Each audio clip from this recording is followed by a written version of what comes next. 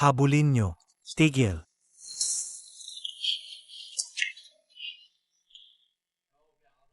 Hindi na makapaghintay si Hua Xiao. Huwag kayong lumapit. Ay. Anong panahon na ba ngayon? Nagnanakaw pa rin ng babae sa kalye. Wala na bang batas? Sino yang batang kalye na yan? Pagbugin. Umalis ka na. Kung hindi lang nangyari, ang sunog sa ampunan noon.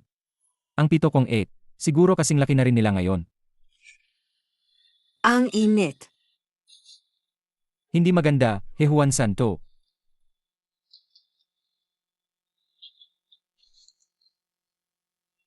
Hay, bakit lahat ng malas sa akin nangyayari?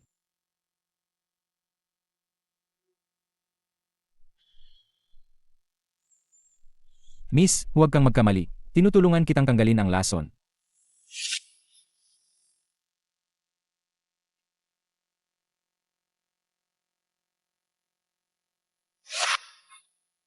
Ay, Hindi, anong ginagawa mo? Wala akong ginawa. Ikaw mismo ang naghubad at humalik sa akin. Tingnan mo ang league ko. sinamantala mo na nalason ako. Dinala mo ako sa hotel. Kasalanan ko pa ba yon? Hindi, miss. Gusto lang kitang tulungan sa lason. Wala akong ibang ginawa. Ikaw ang yumakap sa akin. At ayaw mo akong palisin. Katabi lang kita natulog. Ito, ayoko malaman ng kahit sino. Gayon, kunin mo ang pera at lumayas ka. Ano ba tong nangyayari? Ngayong pagbalik ko, dapat hahanapin ko ang titong et ko. Pero hindi ko pa sila nakikita. May gulo na agad. Puntahan ko muna si Director. Siguradong alam niya nasaan ang mga ate ko.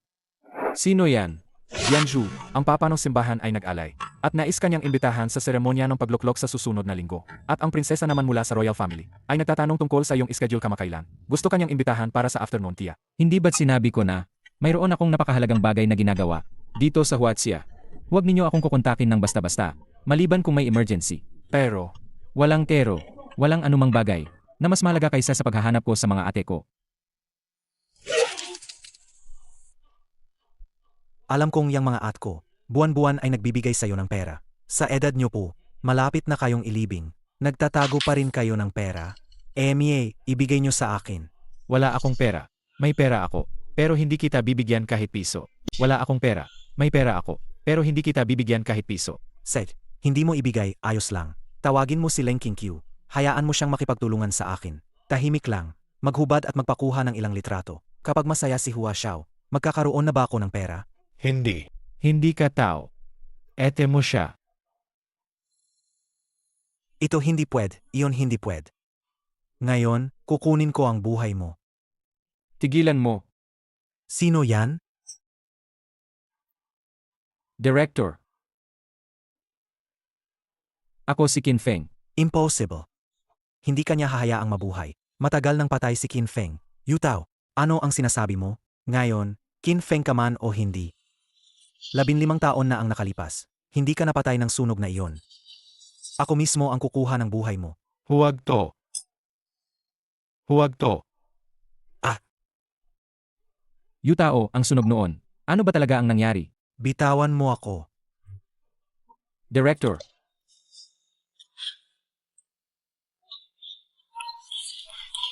Director, ayos ka lang ko ba? Ikaw nga ba talaga si Xiao Feng? Impossible. Napakalaki ng sunog noon.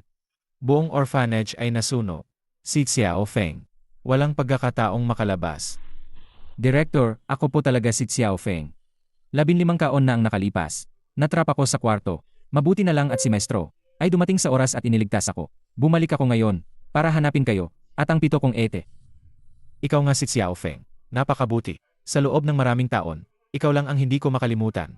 Ikaw nga, Xiao Feng. Director, huwag po kayong mag-alala. Hindi na po ako alis ngayon. Lolo, anong nangyari sa inyo? Ikaw. Nakita niyo na si Qingqiu.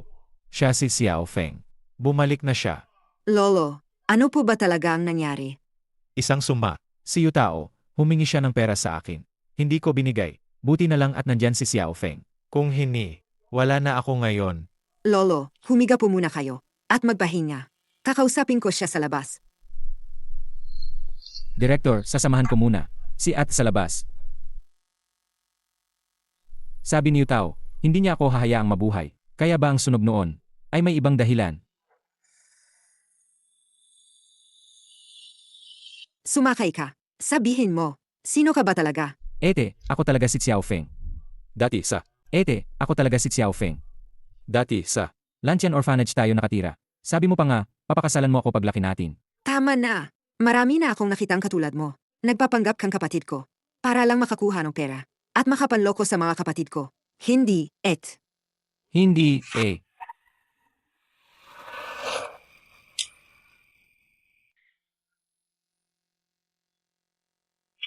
Yutao, anong gagawin mo? Anong gagawin ko? Sinira ng gagong yan ang plano ko at sinaktan pa ako. Ngayon, tatapusin ko siya.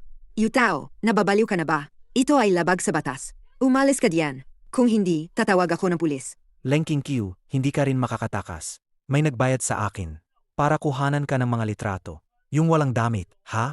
boss, ang ganda ng katawan ng babaeng to. Hayaan mo rin kaming makisaya. Maging bayaw na lang tayo. Ha? Yutao, ilang taon na ang lumipas. Pero wala ka pa rin pinagbago. Ang alam mo lang ay gumawa ng mga walang kwentang bagay. Wala kang karapatang magsalita dito. Kung matalino ka, lumuhod ka at magmakaawa sa akin. Tingnan natin kung palalayain kita. Paano kung ganito na lang? Ngayon, lumuhod ka, at yumuko ka ng 3 beses sa ate ko, at talalayain ko kayo. Say, Kinfeng, ang tapang mo. Kapag nabali ko ang mga binti mo, tingnan natin kung hindi ka luluhod. Ngayon, ipapakita ko sa'yo kung paano namin paglalaruan ang ate mo.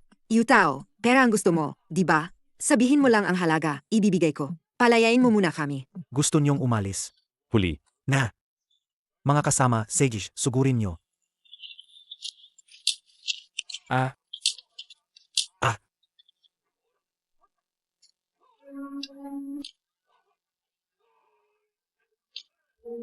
Umakyat ka diyan.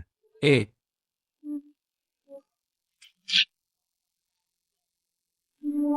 Kung mangahas kayong galawin ng ate ko, handa ba kayong magbayad ng buhay nyo? Xiao Feng, eh,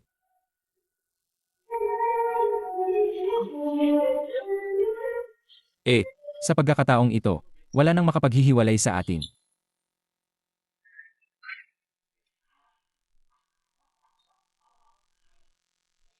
Hua Xiao. Wala kang silbi. Hindi mo man lang kayang hawakan ang isang babae. Binigyan kita ng napakaraming tao. Kumain lang ba sila ng tae? Hua Xiao. Hua Xiao, nagmamakaawa ako sa'yo. Bigyan mo pa ako ng isa pang pagkakataon. Ang 7 kong ibibigay ko silang lahat sa'yo. Patawarin mo ako, please? Ilibing niyo siya sa Wee River. Huwag, huwag, Hua Xiao. Huwag. Hindi, hindi. Hua Xiao, Hua Xiao, Hua Xiao. Patawarin mo ako. Nakita ko si Qin Feng kahapon. Buhay siya. Niloloko mo ba ako? Hindi ba sinabi mo matagal nang patay si Qin Feng? Nakita mo siyang nasunog hanggang mamatay, hindi ba? Nakita mo siyang nasunog hanggang mamatay, hindi ba? Pinaglalaruan mo ba ako? Hindi ko rin alam. Sa laki ng sunog na yon, hindi siya dapat. Nabuhay. Kaya multo ang nakita mo, ganun ba? Ako. Tama na. Tao man o multo si Qin Feng. Kung nasunog siya 15 taon na ang nakalipas. Ngayon, kaya ko rin siyang patayin ulit. Kasalanan ko na hindi ko ito nahawakan ng maayos noon. Parusahan niyo po ako. Huasinbo. Bibigyan kita ng isa pang pagkakataon. Sa pagkakataong ito, gawin mo siyang iwanan ng lahat. Simulan mo sa 7 ate niya. Opo. Ete, 15 kaon na. Sa wakas, nakita na ulit kita.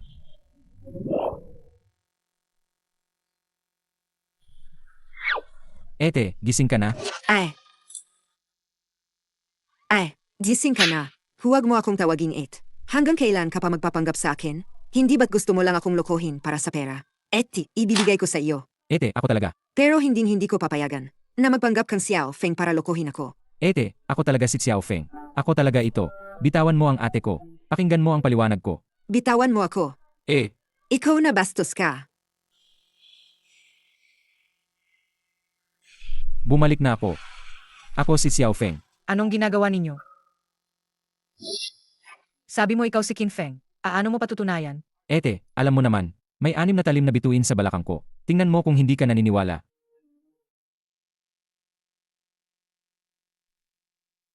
Ikaw nga talaga si Xiao Feng. Saan ka nagpunta sa loob ng maraming taon? Alam mo bang hinanap ka namin? Kung gaano kami nahirapan? Nang iligtas ako ng aking maestro noon, sumama ko sa kanya at natuto ng mga kakayahan. Malayo ang lugar at bata pa ako. Pero heto, nakabalik na ako, di ba? Ay, teka, nasaan ang iba pang mga ate? Hi. Ang mga et mo. Parang multo, bigla na lang nawawala. Ang pangatlo mong ate, mahilig pa ring magsaya. Nagbukas siya ng bar. Araw-araw lasing. Ang pang-apat mong ate, mahilig sa kultura ng Huaxia. Naging Hecheng Tourism Ambassador siya. Naging estudyante ng isang master ng tradisyonal na pagpipinta. Ngayon, mahusay na siya sa musika, chess, kaligrapya, at pagpipinta. Ang panglima mong ate, mahilig pa ring mag-ensayo ng martial arts. Gayon, siya ang kapitan ng Hecheng Special Training Team. Siya ang kapitan. Ang pang-anim mong ate, napakagaling. Ngayon, siya ang diyosa sa mata ng mga lalaki sa Huaxia. Isang sikat na aktres. Marami na siyang nagawang pelikula. Ang pangpito mong ate, hindi ko alam kung ano ang pinagkakaabalahan. Araw-araw nagmumuni-muni at nagme-meditate habang umiinom ng tsa. Matagal na kaming hindi nakakakontak sa kanya. Ikaw at ang pangalawa mong ate. Ako at ang pangalawa mong ate. Isa lang akong maliit na doktor. Matagal na rin kaming hindi nakakunta. Ikaw, Ako, ang ate mo. Isang simpleng doktor lang. Nag-inject at nag-check lang ng pasyente araw-araw. Pero ang et mo, malapit nang mag-ipo ang kanyang kumpanya. Siya ang CEO ng King Q Group. Ang galing niya, di ba? MS Leng, may problema po. Nahimatay po si Steven.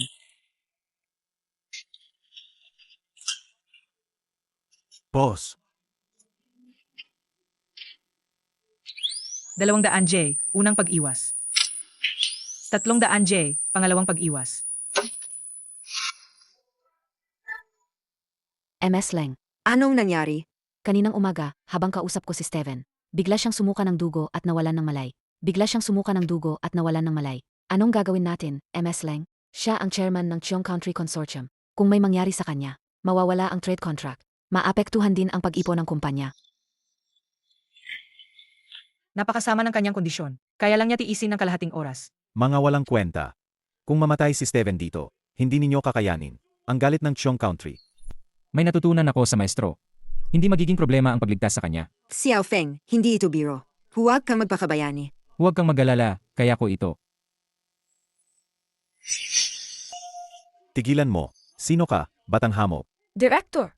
Ren Wanzi, ano ka ba? Nabaliw ka na ba? Pinayagan mo ang isang hindi kilalang bastardo na tusukin si Mr. Steven. Gusto mo bang ang buong ospital ay mamatay kasama mo?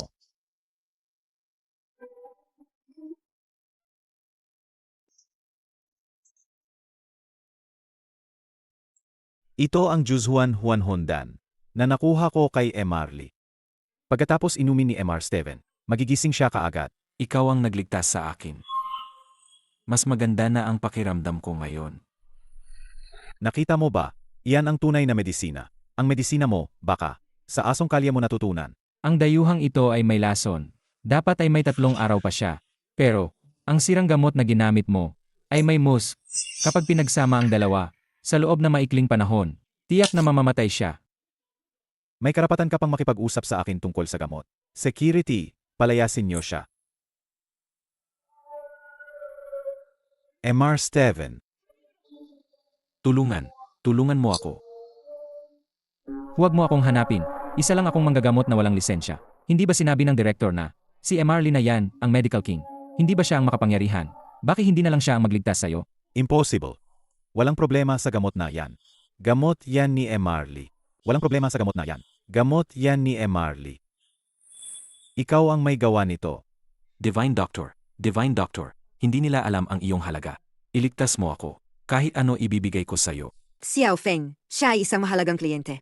Ang aming grupo, kung kaya mo, iligtas mo na lang siya. Sarge, Para sa'yo, ililigtas ko siya. Tay Divine Needle. At ang Star Ring. Ikaw si Mr. Steven. Siya ay isang walang kwentang batang kalye. Siya ang may gawa nito. hindi ka natatakot mamatay. Insultuhin si Mr. Kin. Lumuhod ka at humingi ng kawad. Mr. Steven, hindi. Hindi ko ito kasalanan. Siya ang may gawa nito. Insultuhin ang Dianju ng Star Palace. Hindi makakatawad. Dalhin siya at isakripisyo. Huwag po, Ginoong Steven. Wala po akong kinalaman diyan. Ginoong Steven. Huwag niyo pong ibunyag ang aking pagkatao.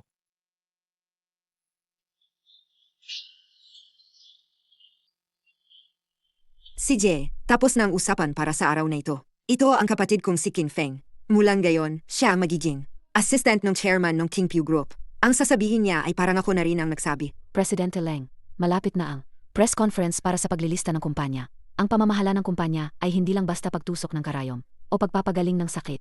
Bigla na lang may bagong assistant. Magkakaroon ng mga tanong ang lahat. Ganuon na lang. Sino ang may reklamo? Direkta siyang papuntahin sa akin. Oh, hindi ba si King Q ito?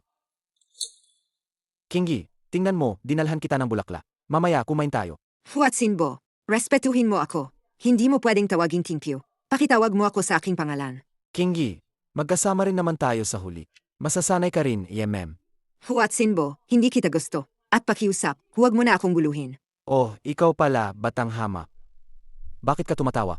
Kilala mo ako. Pinagkatawanan ko ang palakang gustong kumain ng Sis, Kinfeng, magpakita ka ng respeto. Siya ang panganay na binata ng pamilyang Hua. Napakalakas niya. Siya ang supplier ng materials ng Kingpyu Group namin. Kung galitin mo si Hua Xiao, baka hindi ka na makalabas ng Haicheng. syempre kilala kita. Nabalitaan kong may bagong nobyo si King Q. Isang ulila na muntik ng masunog. ikaw nga.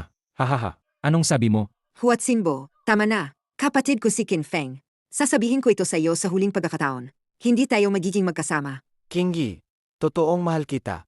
Isipin mo kung magpakasal tayo. Ang buong Hecheng, hindi ba tayo ang masusunod? Mia, totoong mahal.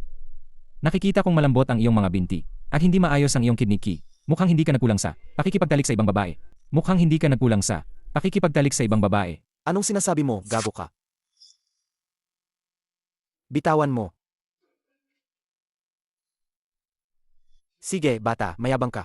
Humanda ka sa akin. Dahil tuyo ang panahon. Mag-ingat sa apoy. At ikaw, Leng King Q, malapit na matapos ang kontrata ng ating dalawang kumpanya. Ikaw na ang bahala. Huminto ka. Si Yao Feng.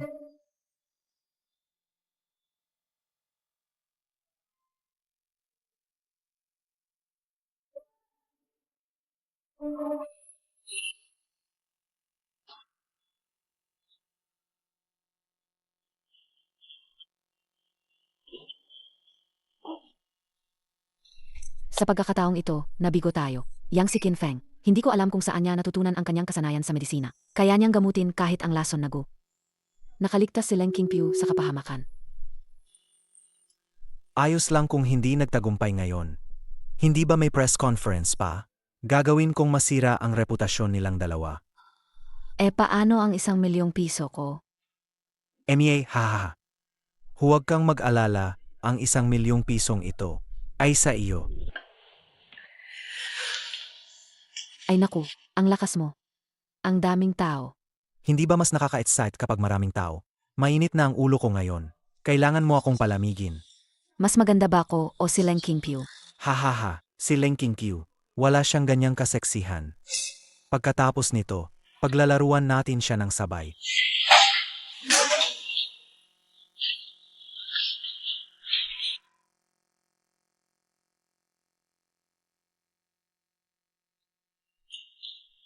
Ang mag-asawang ito. Marunong pa talagang maglaro. Dianzu, gusto mo ba?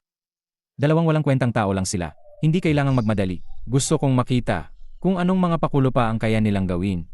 Master Dianzu, si Steven ay handang maging inyong alagad. Gusto ko lang sumali sa Star Palace para makatulong sa inyo. Sige, bibigyan kita ng pagkakataon. Sa araw ng press conference, dalhin mo ang bilyong-bilyong order sa Kingpyu Group. Ang utos ng Dianzu ay susundin ko po. Sisiguraduhin kong masisiyahan kayo, Master Dianzu. At bantayan mo rin si Yutao at Sofia.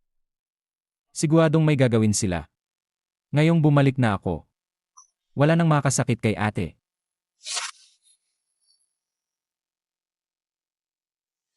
Sofia, gabi na. Hindi ka pa nagpapahinga? Umuwi ka. Sofia, gabi na. Hindi ka pa nagpapahinga? Umuwi ka na at magpahinga. Presidente Leng, nakalimutan ko po ang file ko sa opisina. Kukunin ko lang at alis na. Si Jie, mauna na ako. Magpahinga ka ng maga.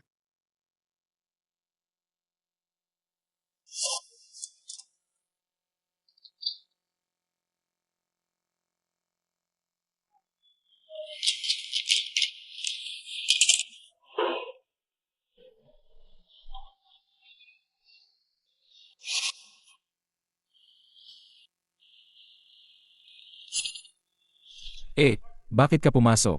Nang hindi ko makato, bawal ang lalaki at babae na magkadiki. Aba, Kinfeng, lumakas ang loob mo. Ano? Aling parte ba ng katawan mo ang hindi ko pa nakita? Pero seryoso, saan mo natutunan ang medical na kasanayan mo? Saan mo natutunan ang medical na kasanayan mo? Nakita ko na, mahirap gamutin ang sakit na iyon. Hindi ba't 10 taon akong nag-aral sa maestro? Sanayan lang yan. Matututunan mo rin yan unti-unti. May talento ang kapatid mo, okay? Ano, ete, gusto mo ring matuto? Tuturuan kita. Alaga bang matututo ako? Ay, ano ba yan? Itong kasanayan na to, hindi naman ito ipinapasa lang sa lalaki. Kapag natutunan mo na itong teknik ng pagtuturo. Tingnan natin kung sino pang magsasabing malaki lang ang dibdib mo, pero wala kang utak. Ikaw talaga, Qin Feng. Nang asar ka na sa ate mo, ha? Huwag kang tumakbo. Huwag kang tumakbo. Ate, huwag ka nang magbiro. Para asarin mo ako. Ete, anong ginagawa mo?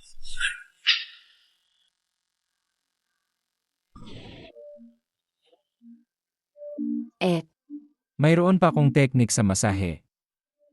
Gusto mo bang matuto?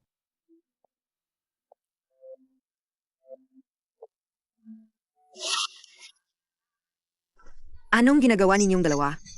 Wala naman. Sabi ni Xiao Feng, tuturuan niya ako ng teknik sa pagtuturo. May gagawin pa ako sa ospital. Mauna na ako. Ha, pagtuturo. Ang pagtuturok mo, nasa ka man na, ano? Hindi, kinikilala lang namin ang mga acupuncture points ng katawan. Naging modelo lang ako. Ano, nagseselos ka sa ate mo? Ikaw. Madam Leng, 1 oras na lang bago ang press conference. Handa na ang lahat dito. Sige, papunta na ako. Maghintay ka lang, babalikan kita. Dahan-dahan lang, ete. Huwag kang magalala, ate. Nandito na ako. Walang makakasakit sa'yo. Wow, siya pala ang magandang si Leng Qinkyu. Hindi nga siya nagkamali. Isa siya sa 10 pinakamagandang babae sa Haicheng City. Ang ganda niya talaga. Nagsisimula na. Maligayang pagdating sa inyong lahat, sa aming Tingpyu Group, sa paglulunsad ng aming kumpanya. Nagsisimula na. Maligayang pagdating sa inyong lahat, sa aming Tingpyu Group, sa paglulunsad ng aming kumpanya. Maraming reporter ang dumating gayon. Magsimula na tayo sa mga tanong. MS Leng, may narinig akong balita na inabuso mo ang iyong posisyon para suportahan ang isang lalaki na hindi pa nakikita kailanman. Sinasabing siya ang iyong kasintahan. Ang ganito kalaking bagay ay hindi Dumaan sa board of directors. totoo ba ito? Sasagutin lang namin ang mga tanong na may kaugnayan sa paglulunsad. Ang susunod, MS Leng, iniiwasan mo ba ang tanong? Nga. pakiusap, tumahimik kayo at pakinggan ako. Leng Qinkyu, ikaw na mapakunwari. Hanggang kailan ka magpapanggap? Leng Qinkyu, ikaw na mapakunwari. Hanggang kailan ka magpapanggap? Yutao, ito ang press conference ng Tingpyu Group. Hindi ka welcome dito. Hey, Sir, sino po kayo? ako si Emie. Ako ang kapatid ni si Leng Qinkyu. Hindi ba gusto ninyong malaman kung may kinakasama siya o wala? Sige, ako ang magpapatunay. Si Leng Qinkyu, nakipagsabuatan sa kanyang kalaguyo para ubusin ang kumpanya at kumita para sa sarili niya. Huwag kang magsalita ng kung ano-ano. Malinis ang aking konsensya sa lahat ng ginagawa ko. Nasaan ang mga security? Palabasin niyo siya. Palalabasin mo ako? Natatakot ka ba na baka ilabas ko ang lahat ng mga ginawa mong nakakahiya? Sir, may alam po ba kayong impormasyon? Ano po ang nasa likod nito? Si Leng Qinkyu, ginagamit ang kanyang posisyon para sa sariling kapakanan. Pinayuhan ko siya ng maayos. Pero ang lalaking kinakasama niya ay sinaktan ako ng malubha. Nakipagsabuatan ka sa pamilyang Hua. Kung hindi lang dahil sa para sa pagampon sa iyo ng director. Hindi ko na sana sisingilin ang utang na loob mo, pero sinuklian mo pa na masama. Ako ang sinungaling? Kung gayon, ipaliwanag mo sa lahat. Paano ko nakuha ang sugat na ito? Sa loob ng maraming taon, wala kang pakialam sa akin, okay lang yon. Pero pinapaalis mo pa ang lolo ko. Pinapaalis ako sa sarili kong bahay. Ang sama-sama ng puso mo. Sabi mo nakikipagsabuatan ako sa iba? Seth, Nasaan ang ebidensya? Ma'am. kung makapagpakita ka lang, ang ebidensya na may kinalaman ako sa pamilyang Hua. Luluhod ako at hihingi ng tawad sa iyo ngayon. Sabihin mo, Sabihin mo na, Sileng. Pakiusap, kumalma kayo. Hindi totoo ang sinasabi niya. Tigilan nyo. Sino ang mga ngahas na galawin ng ate ko? Pakiusap, kumalma kayo. Hindi totoo ang sinasabi niya. Tigilan nyo. Sino sa inyo ang mga ngahas na galawin ng ate ko? Oh, dumating na ang ligaw na lalaki para suportahan ang babaeng yan. Ikaw ba si Qin Feng? Ang alaga nilang Qinkyu. Totoo ba ang lahat ng sinabi niyo tao? Gaano na kayo katagal magkasama? May pisikal na relasyon ba kayo? Hoy, ikaw. Naglakas loob kang saktan ng reporter. Baliw ka ba?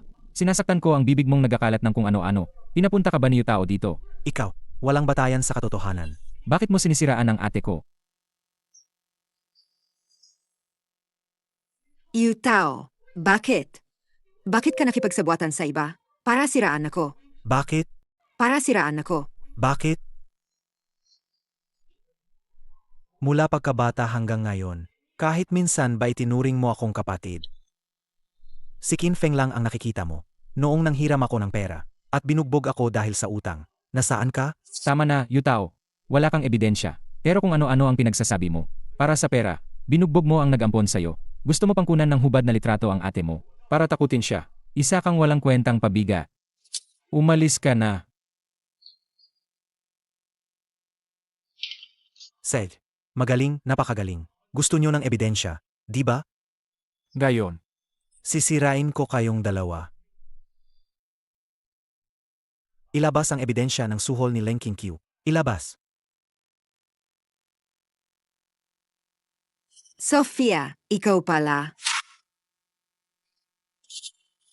Siyempre ako, Leng Qingqiu. Sa tagal ng panahon, hindi ko inakala na isa kang basura. Hindi mo na nga pinansin ang kapatid mo. Nagkasakit pa si Lolo. Humihingi si Yutao ng pambayad sa operasyon. Pero ayaw mong magbigay ng kahit isang sentimo. Nakipagsabuatan ka pa kay Qin Feng para bagbugin siya ng ganyan. Hawak ko ngayon ang ebidensya ng pandaraya mo, gamit ang mga basura at substandard na materials. Impossible. Bakit? Sofia, ikaw ang may gawa nito. Huwag mong banggitin ang pangalan ko. Hindi ka karapat-dapa. Ikaw, Leng Qingqiu. Lumalabag ka pa sa batas. At nagnanakaw sa kita ng kumpanya. Leng Qingqiu. Bibigyan kita ng isa pang pagkakataon. Hindi ko ito ilalantad. Kung magiging babae kita, kung pagsisilbihan mo ako ng maayos. Kung hindi ngayon, ay masisira ang reputasyon mo. Yutao, paano mo nagawang kakutin ang ate ko? Gusto mo na bang mamatay? Naglakas loob kang saktan ako. Qin Feng, nababaliw ka na ba? Ikaw nagigolo. Naglakas loob kang saktan si Yutao. Tatawag ako ng pulis. Sisiguraduhin kong mabulok ka sa kulungan. Leng Qingqiu, naglakas loob kang saktan ako. Walang sinumang makakaapi sa ate ko. Ako ang nagsabi. Qin Feng, magaling kang lumaban. Ano ngayon? Nandito ang napakaraming reporter. Walang makakatulong sa'yo. Buksan ang tea. I-play ang file na inihanda ko.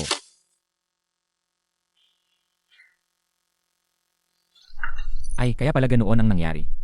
Ang babaeng ito, napakawalang hiya. Ang babaeng ito, napakawalang hiya. Ay, huwag mong sabihin, ang babaeng ito ay napakaputi. Bilisan mo, patayin mo. Qin Feng, gumawa ka ng peking video. Huwag niyo na akong kunan, hindi ako. Ay, huwag niyo na akong kunan.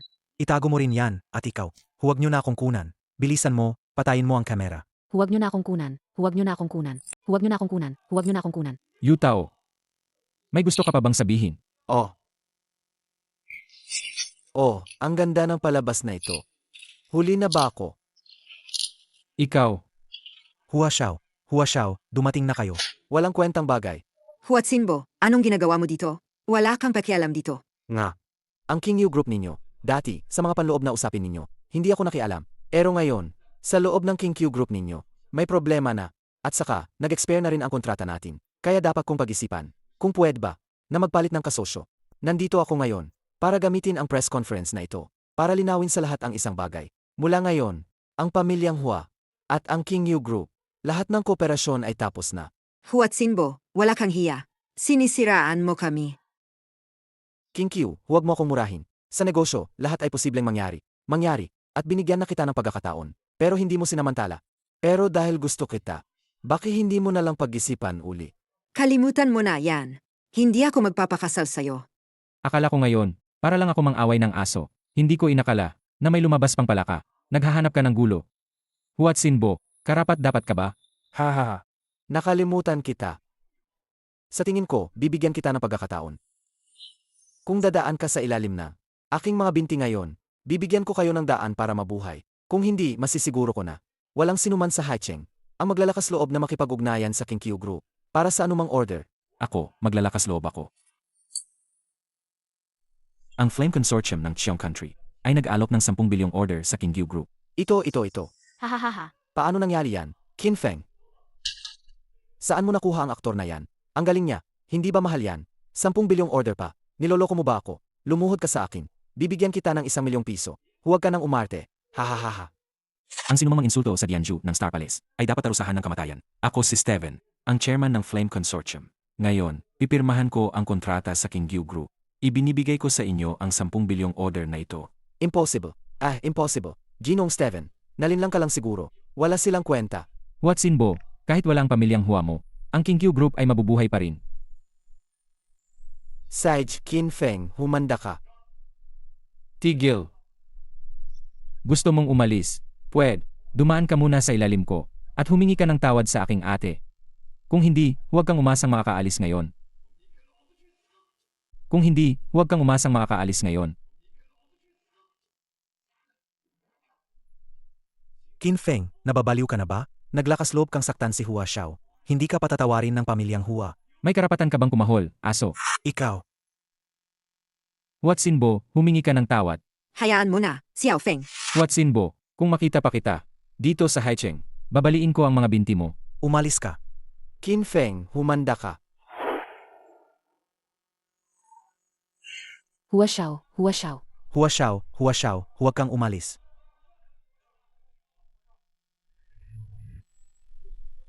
Ete, ayos ka lang ba? Xiao Feng, salamat. Ete, sa loob ng maraming kaon, wala ako sa tabi mo. Ngayon, bumalik na ako. Hindi na kita iwan. Sich na, Xiao Feng.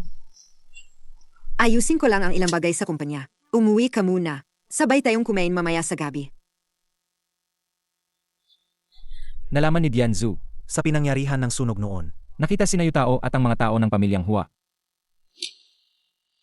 Ang sunog na yon, tiyak na may kinalaman kay Yutao at sa pamilyang Hua. Pero bakit? Noon, isa lang akong ulila.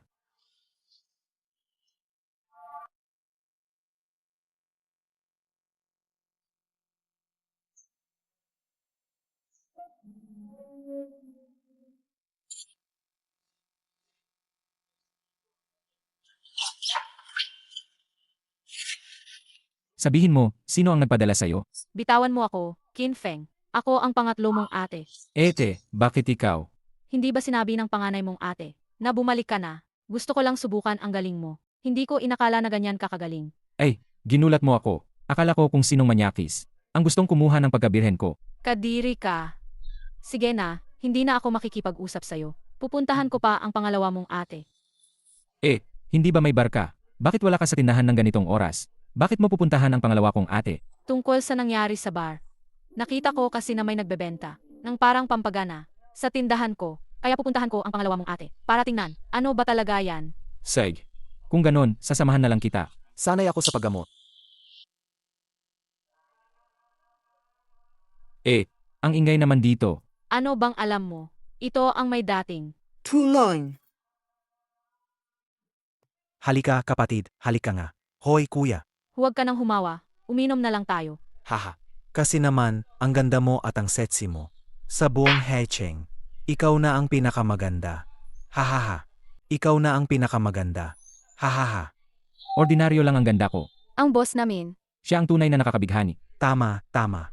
Ang ganda ng katawan ng boss ninyo. Ganito. I-shoot mo too. Gayahin mo ang boss ninyo. Lumuhod ka at pagsilbihan mo si kuya.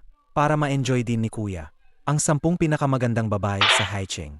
Huwag na lang siguro. Halika. Uminom na lang tayo. Uminom. Bakit?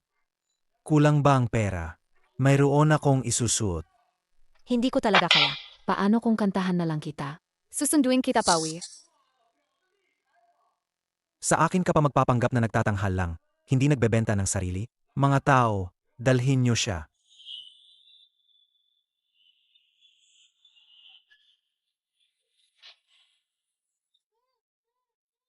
Hindi ako naniniwala na may babaeng hindi ko makukuha. Umalis ka. Tulong.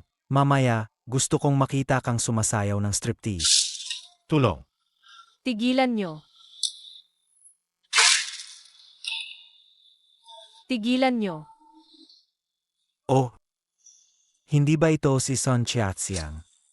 Ang isa sa 10 pinakamagandang babae sa Haicheng. Ano? Hindi ka na makainom. Kasama ang iyong amo. Pwede uminom. Pero hindi naman ganyan. Nahawak ang baba habang umiinom, di ba? Ano na yon? Kung hindi siya inom, ikaw ang uminom para sa kanya. Hahaha. Sige, kuya, sabihin mo kung paano ang pag-inom. Siyempre, kailangan may hawak. Hayaan mo matikman ko ang lasa mo. Sapat na ba ang isang bote na ito? Matagal nang walang sinumang. Nagsalita sa akin ng ganyan. Nakalasing ka lang ng konting ala. Ganyan ka na magwala sa akin. Gusto mo na bang mamatay? Bugbugin niyo siya. Lalaruin ko ang babaeng yan hanggang mamatay. Ah, ah, ah. Gusto mo pa bang uminom? Hindi pa basa pa. Lolo, nagkamali po ako. Lolo, alis na po ako. Alis na po ako.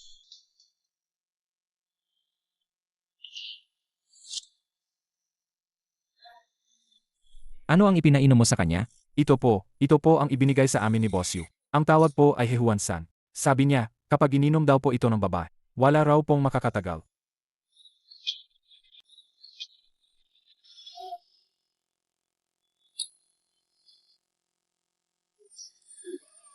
Kuya Yu. Binugbog po ang boss ko. Kinumpis ka pa po ng taong yon ang mga paninda. Sino ang nangahas na sakta ng tao ko? Sumama ka sa akin. Hahanapin natin siya. Hindi na kailangang hanapin. Nandito na ako. Ikaw na naman? Son Xiaxiang, anong ginagawa mo rito? Hoy, ikaw ba ay? Katulad din ni Leng Qingqiu, nagkagusto ka rin sa kanya? Yutao, MM. ito ang barko. Tatanungin mo ako kung anong ginagawa ko rito. Hindi ka ba nalasing? Ano, Yutao? Nagulat ka ba nang makita mo ako? Ang galing mo na ngayon. Ito pa talaga ang ibebenta mo? Kinfeng. Aba, nagulat ako. Anong problema? Wala kang kinalaman dito. Pakawalan mo sila. Iwanan mo ang mga paninda. Hahayaan ko kayong umalis. Haha. Yutao, nahuli kitang nagbebenta ng ganyan. Dito sa tindahan ko. Gusto mo pang kumakas kasama ang mga paninda? Sa tingin mo ba wala akong silbi? Son Xiaxiang, sino ka ba para pagsabihan ako? Binalaan kita, huwag kang maghanap ng gulo. Yutao, sa tingin ko kailangan mo na namang masaktan. Ang dumi ng bibig mo. Humungi ka ng tawad sa ate ko. Kinfeng, alam kong malakas ka. Kaya gumastos ako ng 1,000,000 yuan. Para imbitahin ang MMA World Fighting Champion. Para lang kalabanin ka. Kahit gaano ka pa kalakas, kaya mo ba siyang talunin? Ha. Ngayon, wala sa inyo ang makakaalis. Ha. Ngayon, wala sa inyo ang makakaalis. Sino ang nagbigay sa iyo ng lakas ng loob? Gumastos ka ng 1,000,000 yuan. Para lang kumuha ng matabang tao para kalabanin ako. Hindi mo ba ako minamali? Bata, ang laki ng bibig mo ah. Wala akong paghalam. Ikaw at ang amo naming si Yu. Anuman ang alitan ninyo. Gayon, dito. Magpalitan tayo ng suntok. Isang suntok ka, isang suntok ako. Tingnan natin kung sino ang unang babagsak. Fair ba? Hindi yata maganda yan. Ano kung? Sa isang suntok ko pa lang, matumba ka na? Hindi ba nakakahiya yon para sa'yo? Hahaha. Sa dami ng mga minamalit ako sa loob ng maraming taon. Ikaw ang una. Saje, bibigyan kita ng pagkakataon. Ikaw muna ang sumuntok. Hindi yata maganda yan. Masyado akong makikinabang. Ikaw na lang muna ang sumunto. Huwag ka nang mapatumpik-tumpik pa. Sabi ko suntukin mo. Hindi yata maganda yan. Masyado akong makikinabang. Ikaw na lang muna ang sumunto. Huwag ka nang mapatumpik-tumpik pa. Sabi ko suntukin mo. Para kang babae. Mamatay ka na. Pero kapag ako na ang sumunto, wala ka ng pagkakataon. Sino ka ba? Dahil nakasunto ka na. Ako naman ngayon.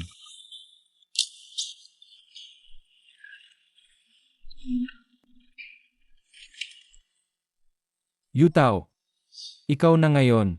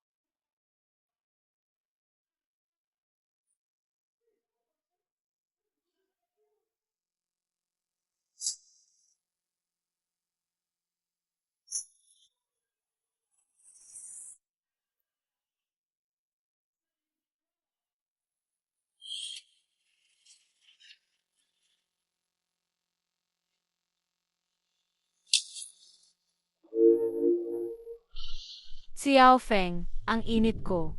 Ete, sandali lang, matatapos na ako agad.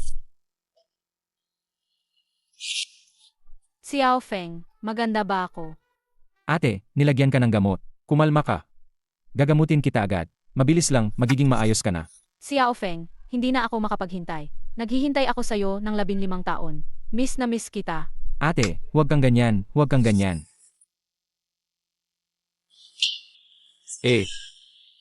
Miss din kita. Magiging maayos ang lahat.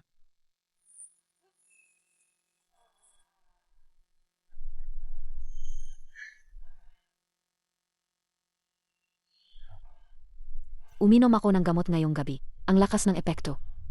Huwag mo nang itanong. Nakita ko na naman si Qin Feng. Nawala pa ang mga paninda.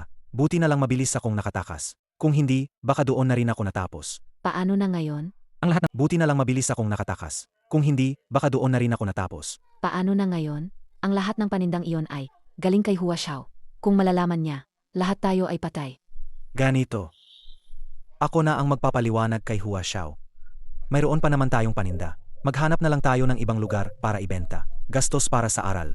Ang galit na ito, hindi ko pwedeng lunukin na lang ng ganito. Ilang bises na ba ito? Kailangan kong gawan siya ng paraan. Lunukin? Pwe.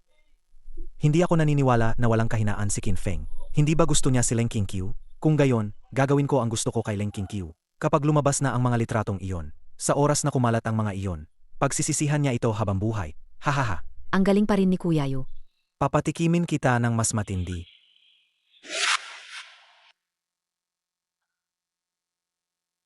Xiao Feng, gising na. Anong oras na ba? Natutulog ka pa rin? Bumangon ka na.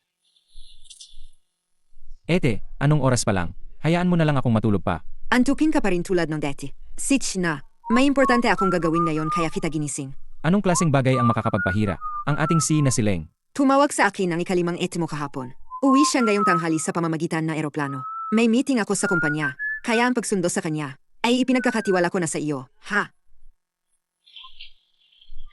Sa wakas, makikita ko na ang ikalimang ate ko.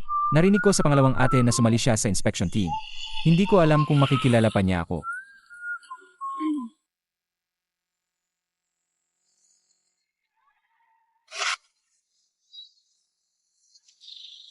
Aray, Miss, ayos ka lang ba? ay ang bilis mo magmaneho. Hindi ka ba tumitingin sa daan? Nabali mo ang binti ko. Miss, anong kinagsasabi mo? Pagkakita ko pa lang sa'yo, nagpreno na ako. Hindi kita nabangga talaga. Tulong, may bumangga at nabali ang binti ng tao. Tapos gusto pang tumakas. Wala na bang batas dito? Hindi ka pwedeng umalis. Kapatid, bilisan mo. Naiintindihan ko na. Nambibiktima ka lang. Wala ka namang galos. Umalis ka na diyan. Hindi ka pwedeng umalis. Kapatid, bilisan mo, 8. 8, ayos ka lang ba? Binangga mo ang 8 ko, mabayad ka. Magkasabwat ta kayo. Binangga mo ang 8 ko, mabayad ka ng 50,000 para matapos na to. Kung hindi, Paano kung wala akong pera? hoy, bingi ka ba? Bingi ka ba? Malinaw kong sinasabi sa'yo. Kailangan mong bayaran yan na yon. Kung hindi mo babayaran, kukunin ko ang binti mo at ibibigay sa 8 ko. Subukan mo. Kaninong binti ang kukunin mo? Sino ang babaliin mong binti? Ete, ikaw ba yan? Sino ang babaliin mong binti? Ete, ikaw ba yan? Kapatid ka pala niya? Madali lang yan. Binangga ng kapatid mo ang 8 ko. Paano natin to ayusin? Paano mo gustong ayusin? Bayaran niya ang pinsala. O samahan mo ako. Sarge, sumama ka sa akin. Ako ang kapitan ng Haicheng Inspection Team. Kapag nakulong ka, sasamahan kita ng maayos. Ay, kapitan pala. Hindi ko po kayo nakilala. Nagkamali po ako. Patawarin niyo po ako. Hindi yan pwede. Nabali ang binti niya. Kailangan kong magbayad. Hindi na masakit ang binti ko. Bigla na lang hindi na masakit. Tara na. Tara na, umalis na tayo. Umalis ka na. Kapag nakita pa kita, ikukulong talaga kita. Wow, ngayon. Ang lakas ng dating mo. Kailangan ko rin bang tawagin kang? Kapitan, Walang galang. Nakalimutan mo na ba noong bata ka pa? Ano kita binugbog? Ingatan mo ang puwet mo. Huwag mo nang banggitin, nakakahiya. Sige na, pag-usapan na lang natin pag-uwi. Bilisan mo, tawagan mo si Ed. Uwi na tayo. Hello, Ete, nasundo ko na si Atlima. Siege, mauna na kayong umuwi. Mananghalian kayo sa bahay, ha? Anong nangyari sa'yo, ate? Hello.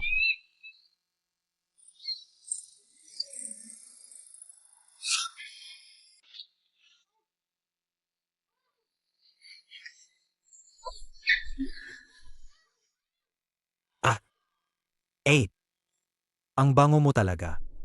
Hindi nakakapagtaka na si Qin Feng. Gustong-gusto ka ng taong yon. Hahaha.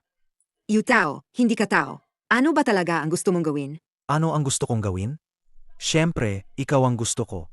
Si Qin Feng at ako ay mga kapatid mo. Kung kaya niya, kaya ko rin. Yutao, hayop ka. Bitawan mo ako. Hindi ka patatawarin ni Xiao Feng. Hahaha. Huwag mo siyang banggitin sa akin. Alam mo ba, dahil sa kanya, ilang beses niya akong pinigilan, hinarangan ang aking kayamanan. Dapat noon, 15 taon na ang nakalipas. Sinunog na siya ng buhay. Kui, Yutao, ginawa mo ang sarili mong kapahamakan. Bitawan mo ako. Ay, Sa ganitong oras pa, nagpapakadalisay ka pa rin. Hahaha. Aba, gusto kong makita ngayon. Kapag nalaman ni Qin Feng na ang babae niya ay nakahiga, at umungol sa ilalim ko, kung anong magiging reaksyon niya.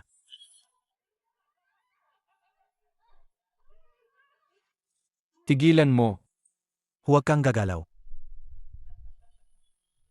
Qin Feng, dumating ka sa tamang oras. Bakit? Para panoorin ang live show namin. Yutao, bitawan mo si 8. Kung may problema ka, sa akin ka lumapi. Pinapayuhan kitang huwag, na huwag kang gagalaw, kung hindi. Papatayin ko siya. Mangahas ka. Ako? Bakit hindi ako mangangahas? Nandito ka para iligtas siya, tama? Sige, bibigyan kita ng pagkakataon. Alinman sa tumalon ka mula sa bintanang ito. Oh! Sasaksakin ko siya hanggang mamatay. ay. Xiao Feng, huwag kang makinig sa kanya. Manahimik ka. Qin Feng, pumili ka. Buhay mo ba o buhay niya? Yutao, isa ka ngang walang kwenta. Sa ganitong oras, ginagamit mo ang babae para takutin ako. Ikaw pa, gusto mo akong palitan. Isipin mo, hindi ba't lahat ng sayo ay akin naman talaga? Kung hindi lang ako nawala noon, hindi ka nga sana, nagkaroon ng karapatang lumitaw. Qin Feng, manahimik ka. Anong karapatan mong pagsalitaan ako? Siyempre, may karapatan ako. Yutao. Gusto mong mahalin ka ng director. Gusto mong magmalasakit sa'yo. Ang mga ate ko, pero walang silbi. Lahat ng gusto mo, madali kong makukuha. Bumalik na ako, wala ka ng pag-asa. Para kang aso na naggapakite. Nagmamakaawa ng pagkain. Qin Feng, manahimik ka.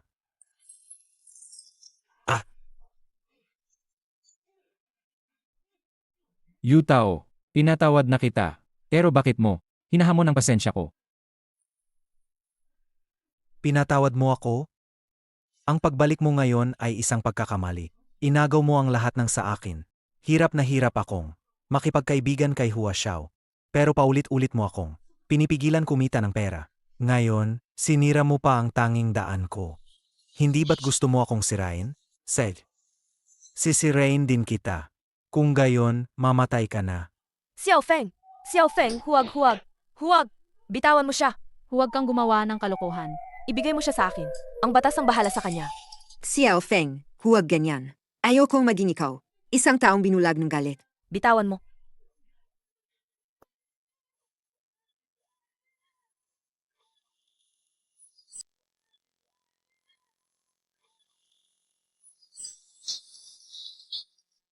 Ete, umuwi na tayo.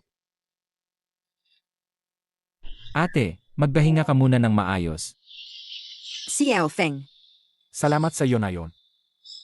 Bakit ka nagpapasalamat sa akin? Kayo ang nagalaga sa akin noon. Ngayon, ako naman ang dapa. Magalaga sa inyo. Xiao Feng. Natatakot ako. Napanaginip lang ito. At alis ka ulit. Tulad ng dati. Ete, hindi ito panaginip ngayon. Ngayon, walang sinuman ang makakapaghiwalay. Sa atin muli.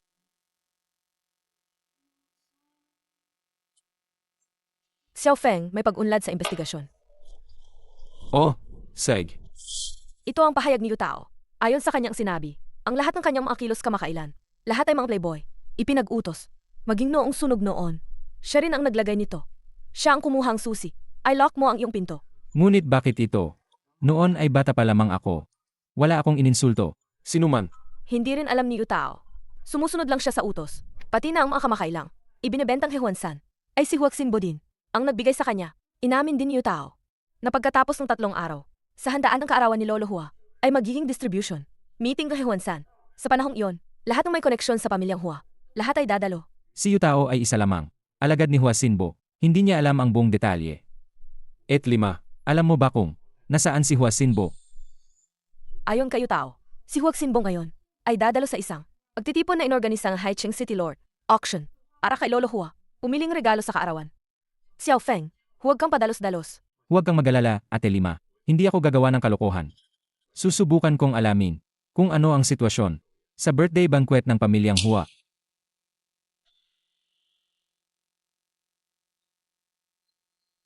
Dito nga siguro, mukhang mataas ang antas ng auction na ito. Magandang araw, Ginoo. Pakita po ang inyong imbitasyon. Kailangan pa ng imbitasyon. Nakita ko yung dalawa sa unahan. Nakapasok kahit wala. Ang mukha at damit ng dalawa sa unahan ang kanilang imbitasyon. Ang aming responsibilidad ay pigilan ang mga tulad mong gustong makisawsaw at makipagkaibigan sa mga mayayaman, mga mahihirap na lalaki na makapasok. Naiintindihan mo ba? Ito ba talaga ang ibig sabihin? Ang City Lord ng Haicheng. Ito ang patakaran ng auction. Pero kung gusto mong makapasok, hindi naman impossible. Kailangan mong dumaan sa normal na proseso. Ang pag-verify ng iyong pondo. Kung masisiguro mong mayroon kang mahigit 1 milyong ari-arian. Kung ganoon, papapasukin ka namin. Mas mabuti pa, habang hindi pa ako nagagalit, bilisan mo. Mas mabuti pa, habang hindi pa ako nagagalit, bilisan mo. Hoy, bata. Niloloko mo ba ako? May dala kang sirang card. Tapos niloloko mo ako? May itim na bank card ba? Umalis ka na kung saan ka nanggaling. Huwag kang humadlang sa ginagawa namin. Ikaw, Ulitin mo ang sinabi mo.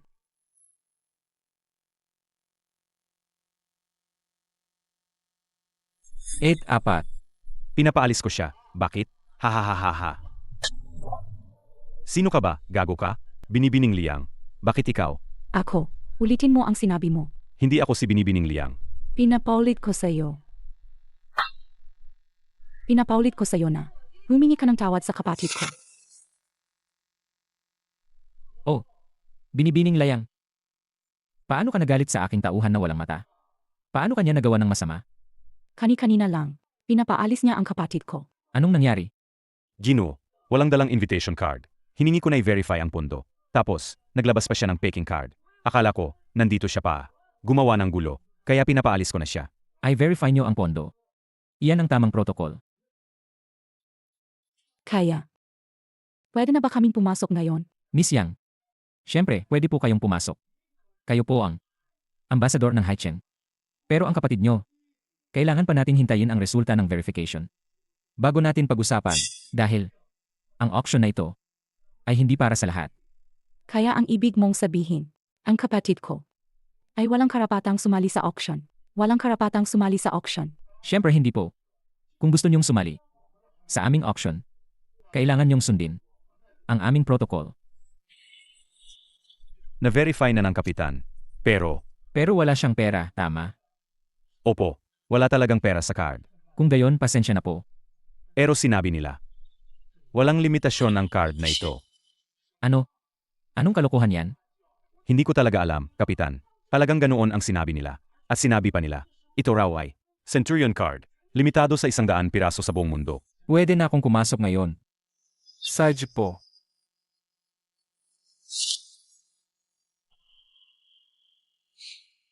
Ete, bakit ka nandito?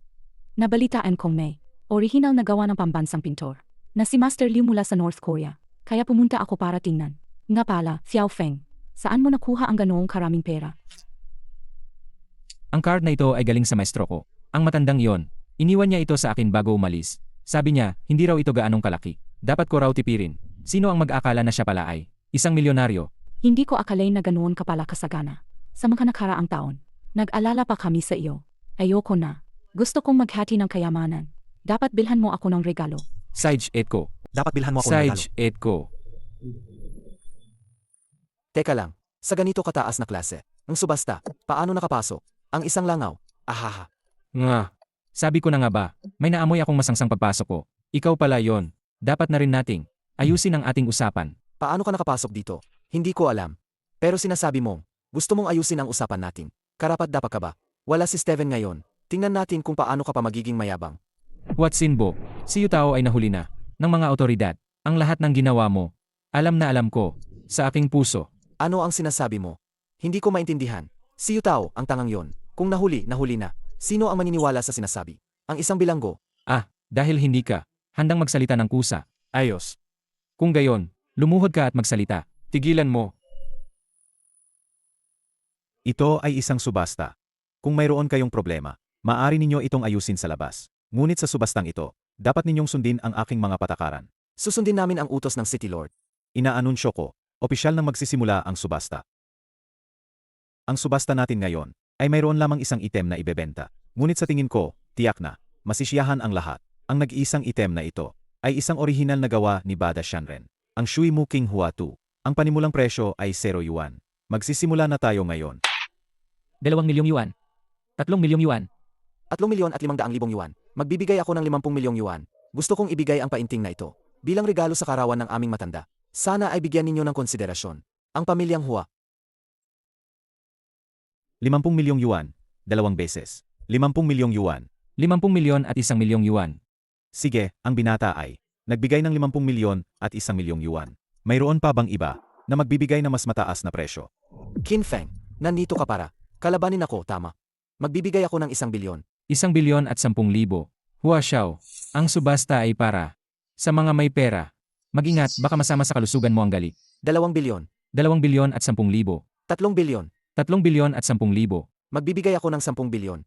Ang young master ng pamilyang Hua ay nagbigay ng 10 bilyon. Mayroon pa bang magbibigay ng mas mataas na presyo? Qin Feng, bakit hindi ka na nagbibid? Wala ka ng pera, tama. Basta masaya si Lolo. Ano ang 10 bilyon? Maraming pera ang pamilyang Hua. 10 bilyon, una.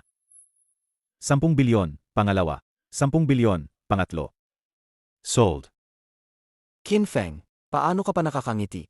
Kung ako ikaw, matagal na akong tumakas sa kahihiyan. Siyempre kailangan kong ngumiti. Dahil may isang tanga na gumastos ng 10 bilyon para sa peking painting. Siyempre kailangan kong ngumiti. Kasi naman, may isang tanga lang kanina na gumastos ng 1 bilyon para bumili ng peking pinta. Ano? Teke ang pinta. Siguradong nagkakalat lang ang batang yan. Ang City Lord ay isang pambansang eksperto sa pagkilala. Nakilala na niya ang 10,000 pinta. Siguradong ang batang yan ay walang pera para bilhin ito. Kaya naman, sinisiraan niya na pek ang pinta. Mula 10 taong gulang ako, ginagaya ko na ang mga pinta ni Bada Shanren. Sa loob ng 40 taon, hindi ako nagpabaya. Walang sinuman sa mundong ito ang mas nakakaunawa sa mga pinta ni Bada Shanren kaysa sa akin. Ang pintang ito ay may malalim na diwa. May nakatagong misteryo. Paano ito magiging fake? Hindi peke ang nakatagong misteryo, pero yan mismo ang problema. Qin Feng, mukhang ikaw ay parang asong ulol na hindi makakain ng ubas kaya sinasabing maasim. Ang City Lord ay ang numero 1. Eksperto sa pagkilala ng antike sa Haicheng. Sa loob ng maraming taon, hindi pa siya nagkakamali. Huwag ka nang magpakahiya pa. Dito. Maraming bisita rito. Nakilala sa buong bansa. Ang mga kolektor at master ng pagtatasa. Hindi nila nakita. Ikaw lang, isang batang paslit, ang nakakita. Sinasabi ko sa iyo, kung hindi mo kayang ipaliwanag ng maayos ngayon, huwag ka nang umasang makaalis. Ang pinta ay peke, walang duda. Ang hindi ninyo pagkakita ay nagpapakita lang. Nakulang ang inyong kalaman. At kailangan nyo pang matuto ng husto. Huwag kayong maging tulad ng tanga sa pamilyang Hua, na naloko ng husto. Qin Feng, sa tingin ko ay naghahanap ka ng kamatayan. Naglakas loob kang kalabanin ang Haicheng City Lord. Maghanda ka na, para sa iyong libing. Guardia. Dakpin niyo siya. Qin Feng, ang pinta ko. Gumastos ako ng 10. Ako at ikaw. Hindi tama ang pintang ito. Peke ito. Ang tubig ay dumaan sa ibabaw at nagkaroon ng paghihiwalay ng layer. Malinaw na ginamit dito ang 2 layer ng Xuan Pepper. Ang ilalim na layer ay fake at ang itaas na layer ay sadyang ginawa para magmukhang luma. Pero napakahusay ng pagkakagawa ng peke, kaya nawala ang inyong kakayahang magbigay ng tamang paghuhusga sa pintang nasa harapan ninyo. Paano ito nangyari? 1 bilyon. Kahit 10 piso, mahal pa rin. Impossible. Ano ba talaga ang nangyayari? Ang pinta na ito. Fake pala. Ang titulong number 1 sa pagpapahalaga ng antigo na yan. Mukhang hindi naman totoo. Baka naman, siya lang ang nagbigay niyan sa sarili niya? City Lord. City Lord, mabilis. Tulong, tulong. Hayaan ninyo akong tingnan.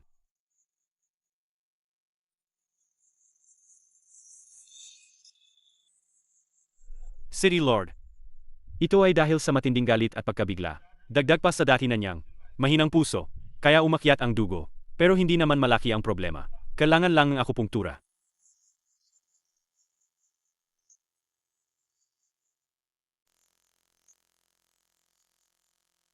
Ginoong Lee, ang pildoras na ibinigay mo sa direktor ng ospital noon.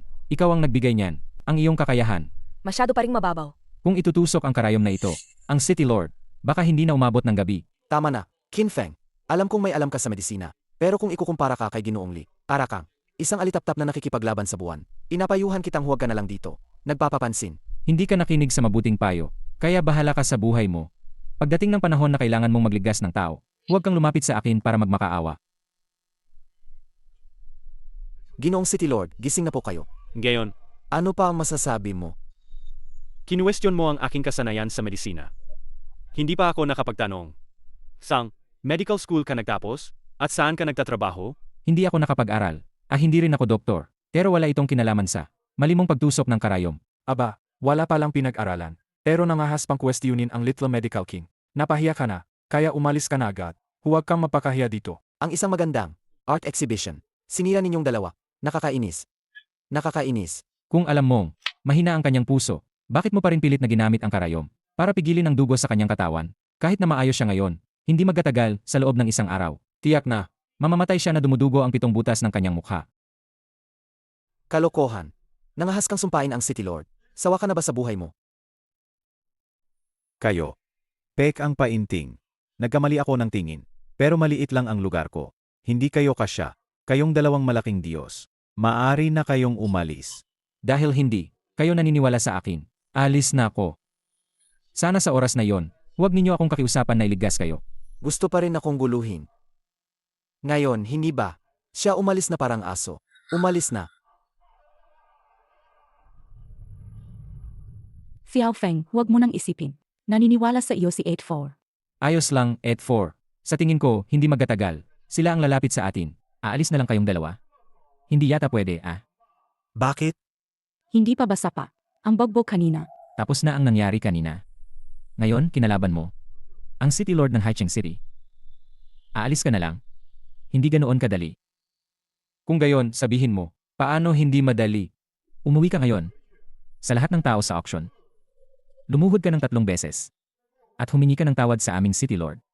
Pagkatapos, makakaalis na kayong dalawa. Paano kung hindi ako humingi ng tawad, kung hindi ka hihingi ng tawad? Huwag mo akong sisihin kung maging bastos ako. Sige, bubugin niyo siya. Tigilan nyo. City Lord.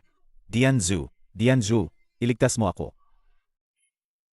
Dianzu, iligtas mo ako. Ako'y nabulag ng aking mga mata.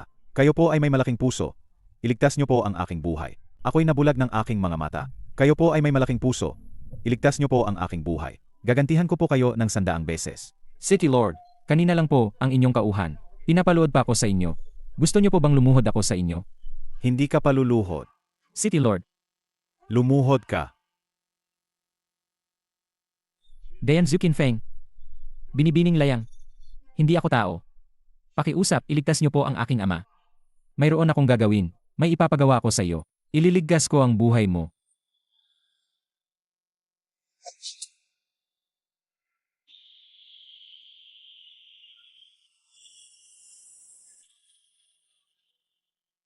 Maraming salamat, banal na manggagamot. Ano po ang ipag-utos ninyo, banal na manggagamot? Tulungan mo akong mag-order ng isang malaking kampana. Pagkatapos, sabihin mo kay Huasinbo na siya at ang kanyang lolo manatili sa bahay. Sa piging ng karawan pagkalipas ng 3 araw, ako mismo ang pupunta. Ginoong Qin. Ang ipinamalas mo kanina, hindi kaya ang alamat na kayang magbalik buhay ng patay at magpagaling ng sugat. Ang Tei Divine Needle? Mayroon ka pa rin kaunting paningin. Ano? Tei Divine Needle pala. City Lord. Hahayaan mo lang silang umalis? Gago ka.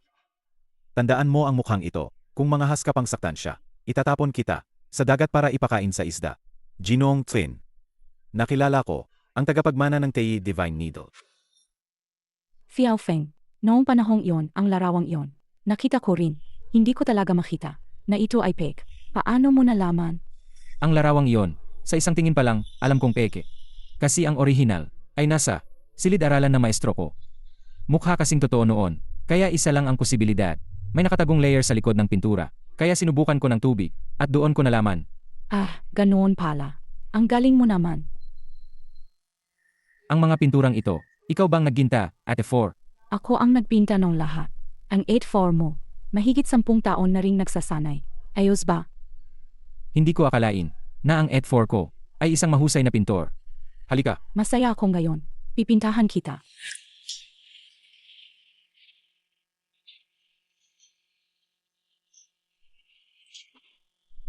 Fiao Feng, bakit mo ako tinititigan? 8-4. 15 taon na tayong hindi nagkita. Miss na miss kita. Kung gayon, huwag ka nang umalis ulit. Manatili ka na lang sa tabi namin.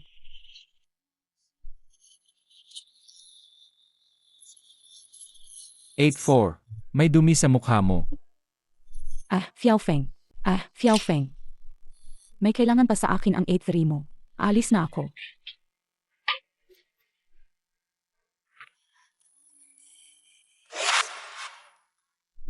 Mula sa Long Group Handog. Isang buong birding ice jadete.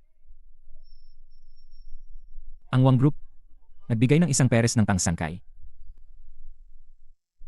Ang Liu Group, nagbigay. isang gintong Rui, pakiusa. Ginoong Hua, mahirap ang negosyo ngayong taon. Ang kwota ng Hihuan-san, sana po, ay matulungan niyo kami ngayong taon. Hahaha, madali lang yan. Si Hua at Sinbo, ang batang ginoo ng Hua, ay dumating. Lolo, narito ako para batiin ka sa iyong kaarawan. Ito ay special kong inili para sa iyo. Ito ay gawa ng isang sikat na pintor mula sa Northern Yuan. Isang kagipinta ng mga puno ng pino at sipres na bumubuo ng kagubatan. Ang ibig sabihin nito ay mahabang buhay at walang hanggang pagpapala. Perpekto ito para sa iyong silid-tulugan. Wala nang masangko pa. Mabuti. Ang regalo ng aking apo ay talagang maganda. Sana nga ay matupad ang iyong sinabi. Ako, si Hua, ay 70 na ngayong taon. Inaanunsyo ko na simula sa susunod na taon, lahat ng narito, isa-isa, ang kwota ng Hihuan-san, ay tataas ng 20%. Hahaha. Napakabait ni Lolo Hua. Halika, sabay-sabay tayong mag-toast. Naway si Lolo Hua ay magkaroon ng mahabang buhay at walang hanggang kaligayahan. Para kay Lolo Hua, mahabang buhay at walang hanggang kaligayahan. Saganang kapalaran. Lolo Hua, uminom muna kayo ng baso kong ito, dahil baka mamaya, wala na kayong pagkakataon. Qin Feng, ang tapang mo talaga. Naglakas loob ka pang pumunta sa pamilyang Hua. Sasabihin ko sa iyo, hindi ka namin tinatanggap sa pamilyang Hua. Kailan pa nangyari na ang isang bumibisita para bumati ng kaarawan, ay pinipigilan na may-ari ng bahay sa labas? Ano sa tingin mo, Lolo Hua? Mabuti. Isang interesanteng binata. Siyempre, inatanggap ko ang mga bumabati ng kaarawan. Pero ang lahat ng narito ay mga kilala at respetadong tao. Anong karapatan mo para umupo rito? Kung gayon, Lolo Hua, bakit hindi nyo sabihin ng paraan? Paano ba ako, ang batang ito, makakabati ng kaarawan? Sige, ang narito ay mga mayayamang tao sa Haicheng, o kaya'y mga makapangyarihan. Hanggat magkakita ka, Qin Feng, ng isang bagay, na magpapatunay ng iyong kakayahan. Dito, may lugar ka. Steven, Kaarawan ng pamilyang Hua, magdala ka ng 100 milyong cash dito. Qin Feng, ang isang kagalang-galang na chairman ng Seong Country Consortium, ay susunod sa iyo at bibigyan ka. Para maghatid ng pera, ganito na lang, kung talagang gusto mong makilaho, bibigyan kita ng pagkakataon. Kukuha ko ng banig para sa iyo. Umupo ka sa sahig sandali. Baka bigyan pa kita. Ang buto para kainin. Hahaha. Binata, kung wala kang kakayahan, huwag ka nang magkunwari na mayaman. O kaya, tawagin mo akong tatay. At papaupuin kita sa tabi ko. Qin Feng, dapat may regalo sa karawan, hindi ba? Qin Feng, dapat may regalo sa karawan, hindi ba? Walang nagturo sa iyo sa bahay na dumalo sa karawan ng walang dala, hindi ba? Nakalimutan ko. Ikaw ay isang ulila. Sinbo, syempre naghanda ako ng regalo sa kaarawan. At napakamahal pa nito. Hindi ko lang alam kung ang pamilyang Hua ay maglakas loob na tanggapin ito. Ang 1000 taong gulang na ginseng na bigay ng pamilyang Huang. Ang tangsangkay mula sa pamilyang Wang. Maaari ko bang itanong, ang halaga ba ng sa iyo ay katumbas ng sa kanila? Matandang Hua, ang regalong ito ay medyo mabigat. Matanggap mo ba? Ang regalong ito ay medyo mabigat. Matanggap mo ba? Mangahas magbigay ng orasan. Sa kaarawan ng matandang Hua. Talagang napakalakas ng loob. Ang batang ito ay nang api sa akin. Paano ka naglakas loob? Lolo. Qin Feng, sobra ka na. Karawan ng lolo ko ngayon, at nagbigay ka ng orasan. Inaapi mo ba ang pamilyang Hua dahil wala kaming kalaban? Mga gwardiya, Palabasin niyo siya. Tingnan natin kung sino ang mga ngahas.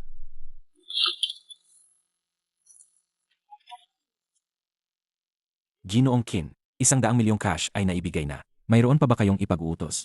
Narinig ko, ayaw mo na akong paglingkuran.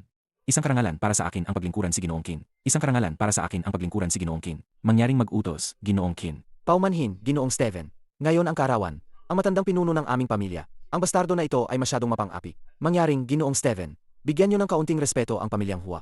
Pagkatapos kong asikasuhin siya, ay saka ko hihingi ng paumanhin sa inyo. Ano ba kayo? Hindi kayo karapat-dapat na bigyan ko ng respeto. Ginoong Qin, ano ang gusto mong gawin? Utusan mo lang kami. Ikaw. Tama na, Ito ay Huaxia, hindi ang Qiong country ninyo. mga gwardiya. Palabasin niyo sila. Old Master Hua, bakit kailangan pang magalit ng ganyan? Old Master Hua, hindi ko alam kung ang sinasabi ko. Ay may halaga pa rin. City Lord, bakit ka narito?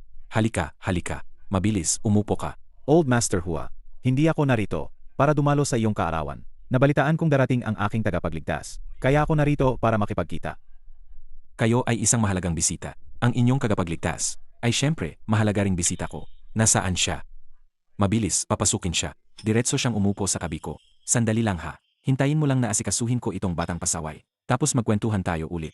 Huwag kang magmadali. Ang regalo sa kaawan ng aking benefactor, hindi mo pa natatanggap.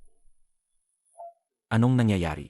Kaninong regalo sa karawan ang hindi ko natanggap? Natanggap ko na lahat, Lolo. Paano ko naman tatanggihan ang regalo sa kaarawan? Lolo Hua, bakit ka nagkukunwari? Bakit ka nagkukunwari? Ang regalo sa kaawan ng aking benefactor, nandito lang. Dr. Qin, ang kabutihan mo noon. Hindi ko malilimutan. Narito ako ngayon para magpasalamat kay Dr. Qin. Lolo Hua, ngayon may karapatan na ba ako para batiin ka ng maligayang kaarawan? City Lord. Siya ba ang sinasabi mong benefactor? Isang bagay lang ang pinunta ko rito ngayon. Para maghiganti, 15 taon na ang nakalipas. Ang pamilyang Hua ninyo ang nag-udyok kay Yutao para sunugin ang ampunan at ikulong ako doon. Bakit? Ngayon, kaya mo ba akong bigyan ng paliwanag? Hindi ko akalain. Nagagawin ni Lolo Hua ang ganitong bagay. Tapos na. Tingnan natin kung paano ito ayusin ni Lolo Hua. 15 taon na ang nakalipas.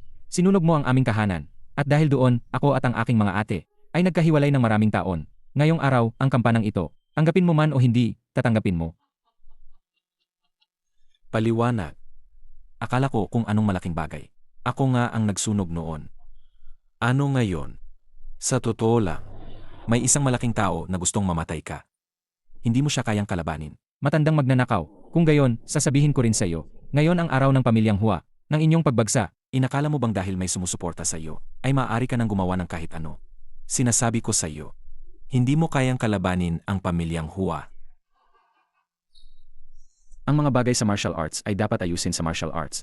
Hua Laoyezi, ang kapangyarihan ng pamilya ay hindi mo dapat gamitin para apihin ang iba. Ginoong Qin Feng, bakit ka narito? Si Hua Laoyezi, noon ay isa ring maestro ng martial arts sa Huaxia. Dahil nagkaroon na matinding alitan ang inyong dalawang pamilya, bakit hindi na lang natin sundin ang mga patakaran ng martial arts ng Huaxia at gawin ito? Ano man ang mangyari, buhay o kamatayan, ano sa tingin mo? Hindi ba't tarang? Sobra nang kang api sa matandang asong ito. Hayop ka. Noong panahon ko, kapag pumapatay ako ng tao, hindi ka pa pinapanganak. Kung gayon, susubukan ko ang iyong kakayahan ngayon.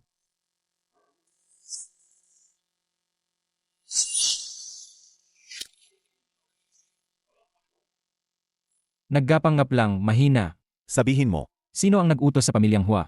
Na magsunog. Lolo, sugurin ninyo siya. Patayin ninyo ang hayop na yan. Bilisan ninyo. Pulis, huwag kayong gagalaw. Lumuhod kayo. Huwag sinbo. Ikaw ay inaresto dahil sa ilegal na pagbebenta ng ipinagbabawal na gamot. May sapat kaming ebidensya. Sumama ka sa amin. Anong ginagawa ninyo? Ito ang pamilyang Hua. Umalis kayo. Kaibigan ko ang inyong hipe. Hindi ninyo ako pwedeng arestuhin. Hindi ninyo ako pwedeng arestuhin. Bakit hindi mo subukang tumawag? Ang numerong iyong tinatawagan. Ay kasalukuyang nasa tawag. Paano ito nangyari? Impossible. Impossible. Tama na. Kung may sasabihin ka, sa presinto na lang natin pag-usapan. Lolo, gawan mo ng paraan para iligtas ako. Lolo, Bitawan niyo ang apo ko. Sasabihin ko sa iyo kung sino ang nasa likod nito. Ang pamilyang Hua ay gumawa ng napakaraming kasamaan. nagbebenta ng ipinagbabawal na gamot, at sumira ng napakaraming pamilya. May karapatan pa ba kayong makipagtawaran sa akin dito? Sinabi ko na, walang sinuman sa pamilyang Hua ang makaalis ngayon. Sig. Kung gayon, sa buong buhay mo, huwag mo nang asahan na malalaman mo ang sikretong ito.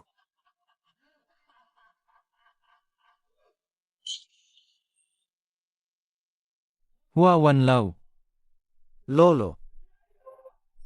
Qin Feng, papatayin kita. Huat Sinbo. Ang lolo mo ang may kasalanan sa sarili niya. Mas mabuti pang isipin mo kung paano mo ipapaliwanag ang mga kaso na nakasampa sa'yo. Takpan ng ilong at bibig. Dali.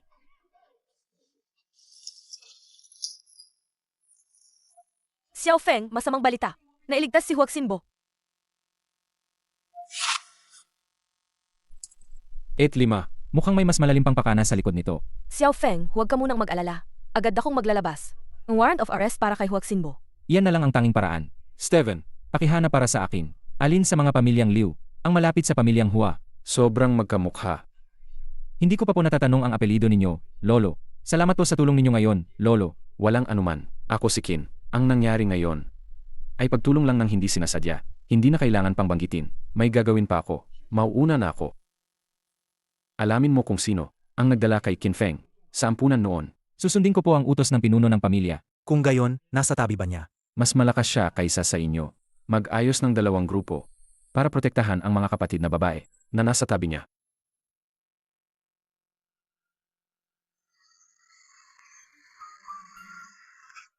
Panginoon, nawasak ang pamilyang Hua. Sinabi ninyo na poprotektahan ninyo ang pamilyang Hua. Panginoon, sinabi ninyo, Panginoon. Paano ka maglalakas loob na bastusin ang Panginoon? Manahimik ka. Ang malaking grupo ay may sapat na ebidensya. Ang tungkol sa pamilyang Hua, hindi na ako makakatulong ngayon. Kung gayon, bakit mo ako iniligtas? Hayaan mo na lang akong mamatay. Gusto mo pa bang maghiganti? Gusto mo pa bang maghiganti? Gusto ko, syempre. Pero ang pamilyang Hua ay nawala na. Gusto mo pa bang maghiganti? Gusto ko, syempre. Pero ang pamilyang Hua ay nawala na. Patay na rin ang lolo ko. Paano ako maghihiganti? Sabihin mo lang sa akin kung gusto mo pa ring maghiganti. Syempre gusto ko. Mabuti. Ang paglilipat ng kapangyarihan sa iyo ay may kapalit. Naisip mo na ba ng mabuti? Basta mapatay ko si Qin Feng, gagawin ko ang lahat. Siege, halika.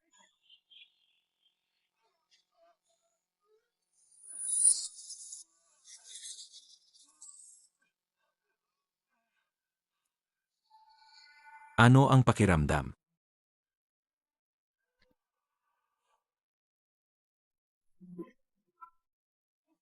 Ngayon pakiramdam ko, puno ako ng lakas. Sinabi ko na.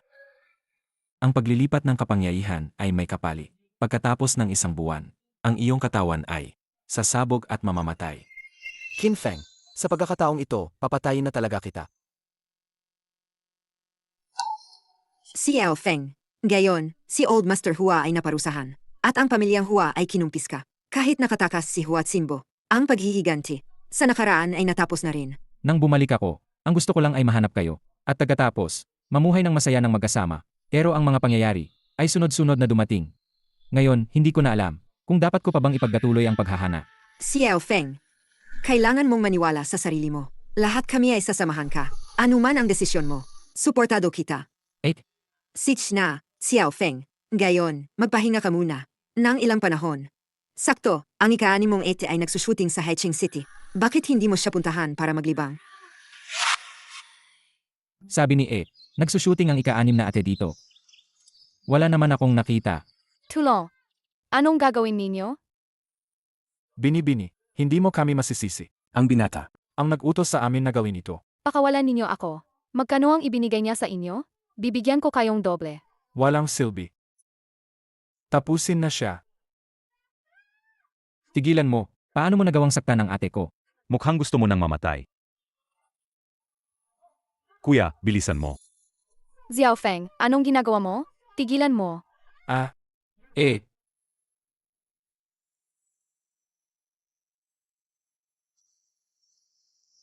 Ete, ayos ka lang ba?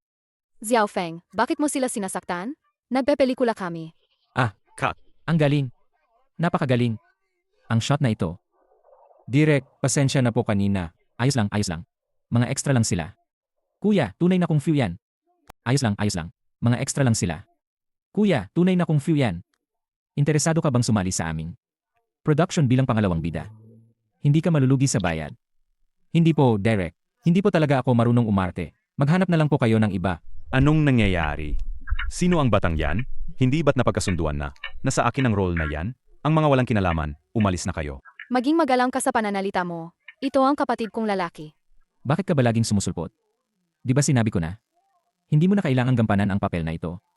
Siya ang orihinal na itinalagang pangalawang bida. Dahil lang marunong siyang lumaban, nagtaas siyang presyo. Matagal nang gustong paalisin siyang direktor. Naku, talaga. Bulag ba ang mga mata mo? Nandito ako. Isang martial arts star, pero hindi mo ginamit. Tapos kinuha mo itong. Hindi ko alam kung kaninong matandang aso. Natuto ng ilang galaw na mahira. Anong sinasabi mo? Bakit? Anong masama sa sinabi ko? Mayabang ka na ngayon? Dahil lang natuto ka ng ilang galaw. Akala mo ba alam mo na ang lahat? Bitawan mo ako, gago. Pwede mo akong insultuhin. Pero ang insultuhin ng maestro ko. Gusto mo bang mamatay? Kung matapang ka, bitawan mo ako. Maglaban tayo. Kung manalo ka, ang papel na ito ay ibibigay ko sa iyo. Kung manalo ako sa iyo, kailangan mong humingi ng tawad sa maestro ko. Xiao Feng, huwag kang magpakabayani. Ayos lang. Sarge, kung manalo ka, susundin ko ang lahat ng sasabihin mo. Huwag na nating sayangin ang oras. Nag-insayo ako ng suntukan simula pa pagkabata. Hindi ako naniniwalang matatalo ako sa iyo. Ikaw na walang kwenta. Huwag kang nakatunganga diyan. Bukas pa ang zipper mo. Bata, hinahanap mo ang kamatayan mo. Xiao Feng, mag-ingat ka. Yan lang. Ikaw. Lalabanan kita hanggang kamatayan. Huwag kang tumakas. Humingi ka ng tawad. Ayoko. Humungi ka ng tawad. Hindi. Humungi ka ng tawad. Tama na, Xiao Feng, huwag ka nang makipag-away.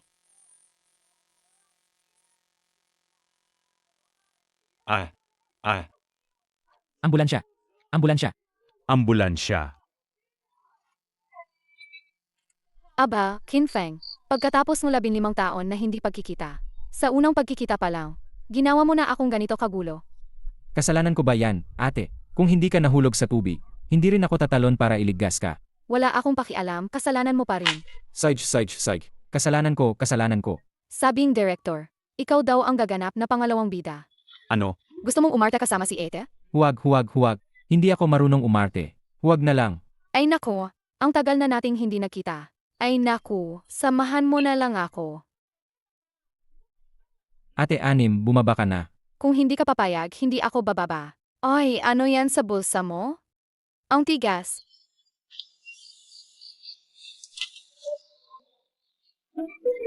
Hi, 8-6. Huwag mo akong kausapin.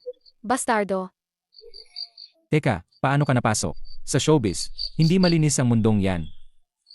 Noon, may talent scout akong nakita sa daan.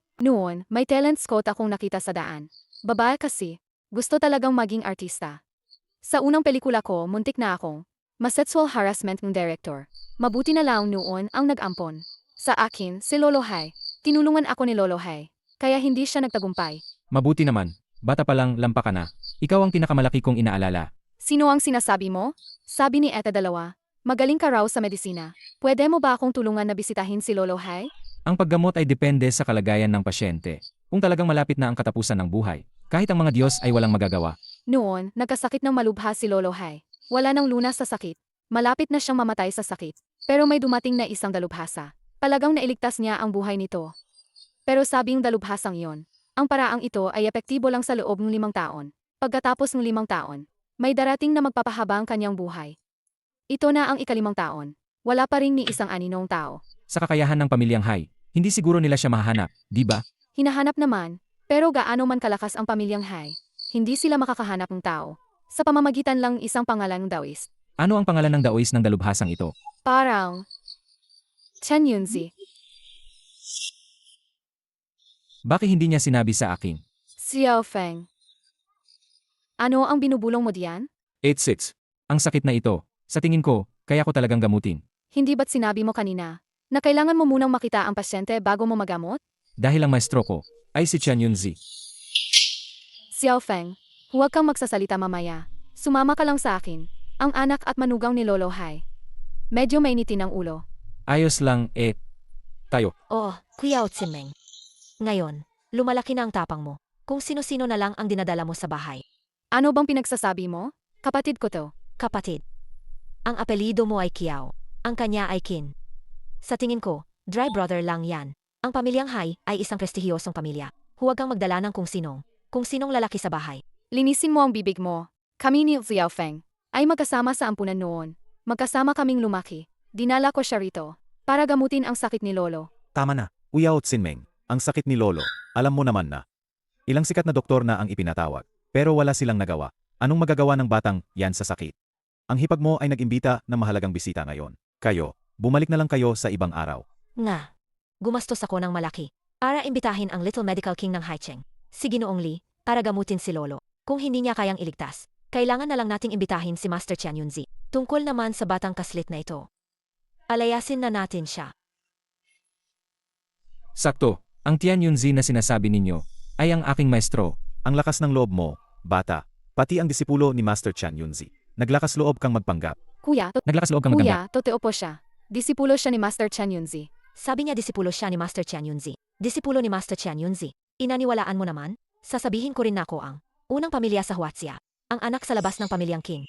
Ito na ang ika-5 taon. Dumating si Xiao Feng para gamutin si Lolo. Hindi ba ito ang katuparan? Ang pagbabago na sinabi ni Dawis Qian Yunzi? Bakit hindi kayo naniniwala? Tama na, tama na. Huwag ka nang magsayang ng laway. Maliban kung kaya mong imbitahin si Dawis Qian Yunzi. Kung hindi, hinding-hindi ko hahayaang gamutin ng batang ito si Lolo. Ang aking maestro ay malayang gumagala. Parang dragon na nakikita ang ulo ngunit hindi ang bunto. Hindi ko rin siya mahahana. Talagang puro kasinungalingan. Kung hindi ninyo mahanap ang tao, paano mo naman patutunayan na ikaw nga ang disipulo ni Maestro Qian Yunzi? Bakit ko kailangang patunayan? Ang pagpunta ko rito ay dahil lang sa aking ika-6 na ate, si Qiao Tsinmeng. Kung hindi kayo naniniwala, alis na lang ako. Hindi ganoon kababa ang halaga ng aking medikal na kasanayan. Xiao Feng, huwag kang magalit. Sila ay sila. Ako ay ako. Palaging mabait sa akin si Lolo Hai. Tingnan mo lang siya. Iligtas mo siya.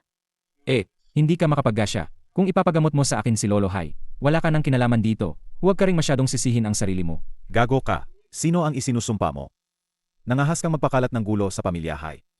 Maniniwala ka ba? Kung palalabasin kitang gumagapang. Nangahas kang magpakalat ng gulo sa pamilya Hai. Maniniwala ka ba? Kung palalabasin kitang gumagapang. Kuya, magsalita ka ng may respeto. Si Xiao Feng ay may mabuting intensyon na gamutin si Lolo. Kung hindi ninyo pinahahalagahan, ayos lang. Pero hindi ninyo kailangang magsalitang masama, di ba? Mabuting intensyon. Uyao Tsinmeng, huwag mong isipin na hindi ko alam kung anong masamang balak ang nasa isip mo. Sa mga taong ito, kumain ka sa pamilyang Hai. Gumamit ka ng mga bagay mula sa pamilyang Hai. Ngayon, hindi ko alam kung saan mo pa dinala ang maliit na hayop na ito. Gusto mong kumain ng malaki. Gusto mong makakuha ng bahagi ng mana. Tama? Ang kapal ng mukha mo. Kung muli mong mumurahin ang aking ika-6 na ate, handa ka na bang maghintay sa iyong libing? Nagre-rebelde na kayong lahat. Uyao Tsinmeng, ito ba ang magaling mong kapatid? Naglakas loob siyang saktan ako. Kung matapang ka, huwag kang tumakas. Tatawagin ko ngayon ang mga gwardiya. Para duugin ang mukha mo. Dumating na si Ginoong Li, ang Little Medical King. Dumating na si Ginoong Li. Napakagaling. Ang aming matandang Ginoo ay sa wakas maliligtas na. Narinig ko ang sakit ng matandang Ginoo ng pamilyang Hai. Kaya ako ay naparito dahil sa kuryosidad. Kaya ako ay naparito. Ngunit hindi pa rin tiyak kung magtatagumpay ako. Ginang, huwag muna kayong mag-alala. Sino ang dalawang ito? Siya ay isang ulila na inampon ng matandang Ginoo noon. Ngayon, hindi ko alam kung saan niya nahanap ang manloloko na ito. Nangahas pang magpanggap na si Qian Yunzi, ang disipulo ng Taoist Master. Mahal, dali, alisin mo ang bastos na yan. Alabasin mo. Dadalhin ko muna si Ginoong Li. Tingnan ang matanda. Nasaan ang mga gwardiya? Patay na ba silang lahat? Dali, palisin niyo silang dalawa. Maliit na hari ng medisina, nagkita na naman tayo. Bakit ikaw? Dali, palisin niyo silang dalawa. Maliit na hari ng medisina, nagkita na naman tayo. Bakit ikaw? Bakit ikaw? Bakit? Hindi ba ako pwedeng pumunta? Mula nang maghiwalay tayo, naramdaman kong kulang pa ang aking kalaman. Patuloy akong naghahanap sa inyo, Ginoo. Hindi binibigo ang langit ang mga masisipag. Pakiusap, Ginoo, tanggapin niyo ako bilang inyong disipulo. Ginoong Li, anong nangyayari? Nagkamali ka yata ng pagkakakilala. Paano siya magiging maestro mo? Manloloko lang siya. Kung manloloko si Ginoong Qin, ano naman ako? Masyado kayong makitid ang pag-iisip. Sa tingin ko, ang pamilyang Hua ay dapat nang maghanda para sa libing. Ang pagganggap ng disipulo ay hindi na kailangan. Wala akong panahon o kagustuhang magturo. Kung hindi naniniwala ang pamilyang Hai sa aking kasanayan sa medisina, kung gayon, alis na ako. Kung ayaw ng maestro na manggamot, ako bilang disipulo ay susunod. Ginoong Hai, paumanhin. Ginoong Qin Feng. Ang nangyari kanina ay kasalanan ko. Humihingi ako ng tawad. Kayo po ay may malawak na pangunawa. Iligtas niyo po ang aming lolo. Dahil sa aking ika-6 na ate, hindi ko na kayo sisingilin. Ngunit kung malaman ko pa ulit na inyong hinamak ang aking ika-6 na ate, sa tingin ko, ang pamilyang Hai na ito ay hindi na kailangan pang umiral. Ginoong Lee, ngayon ako manggagamot. Panoorin mo kung gaano karami ang matututunan mo. Depende na sa iyong kapalaran. Opo. Xiao Feng, ito si Lolo Hai. Ito ang tunay na enerhiya ng maestro. Ito ang tunay na enerhiya ng maestro. Kaya pala, matagal nang gumaling si Lolo Hai. Ibig bang sabihin, gusto ng maestro na ako ang magbigay ng pabor sa pamilyang Hai? Pero bakit naman? Xiao Feng, magagamot ba ang sakit na ito? Huwag kang mag-alala, walang malaking problema. Ako ang maglalagay ng karayom kay Lolo. Lumabas ka. Ang pinakamataas na antas ng kasanayan sa medisina. Ito ay paggamit ng enerhiya para gabayan ang karayom, para linisin ang mga meridian, at alisin ang masamang enerhiya. Maraming salamat po sa aral. Nasaan ako? Lolo, gising ka na po sa wakas. Ako po si Tsinmeng. Sinmeng. Ikaw yan. Nahanap mo si Maestro Chen Yunze. Ang kapatid ko, si Qin Feng, ang nagligtas sa iyo. Siya ang disipulo ni Maestro Chen Yunzi. Gising ka na po sa wakas, Lolo. Maliit na bagay lang, hindi na kailangan pang banggitin. May gusto pa akong itanong. Lolo Hai. Sinmeng. Ikaw. Lumabas ka muna. Kakausapin ko lang si Ginoong Qin. Sige po, Lolo. Maghihintay po ako sa labas. Maari ko po bang itanong, Lolo Hai, kung bakit noon? Maghihintay po ako sa labas. Maari ko po bang itanong, Lolo Hai, kung bakit noon? Inampon ninyo ang aking ate, bilang inyong ampon. Noon, nang ginagamot ako ni Dawes Chen Yunzi, mayroon siyang isang kahilingan. Ito ay ang ampunin at protektahan ang iyong ed. Hindi ba sinabi ng aking maestro? Kung bakit? Bakit? Wala. Ang maestro mo ay sinabi lang na pagkatapos ng 5 taon. Si Qiao Tsinming ang magdadala sa akin ng bagong buhay. Ngayon mukhang ito ay natupad kay Ginoong Qin Feng. Matandang Ginoo, pakiisip niyo po ulit. Nabanggit po ba ako ng maestro ko? Si Shen Yunzi ay napakalalim at misteryoso. Hindi niya kailanman nabanggit na mayroon siyang disipulong tulad mo. Matandang Ginoong Hai, ang sakit niyo po ay hindi na malala. Kailangan niyo lang magpahinga. Alis na po ako. Hindi maganda, Xiao Feng. Hindi makontak ni ate ang director. May nangyari ba? Naku.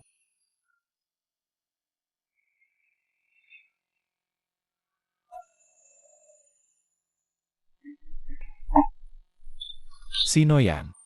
Si Xiao Feng ba yan? Dumating ka na pala.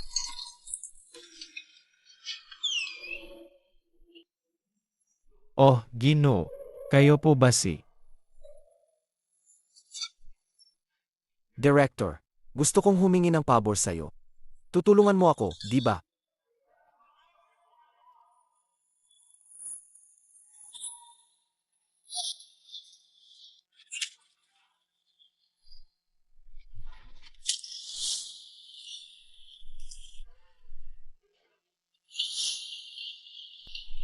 Director, huwag kang kabahan. Basta sundin mo lang. Ang sasabihin ko, ginagaranti akong magiging maayos ka. Sino ka ba talaga? Ano ang gusto mong gawin? Hahaha. Sino ako? Ako lang naman ay isang ligaw na kaluluwa na sinira ni Qin Feng, ang pamilya at buhay. Impossible. Hindi ganoong klaseng tao si Xiao Feng. Director, paano kung magkasundo tayo?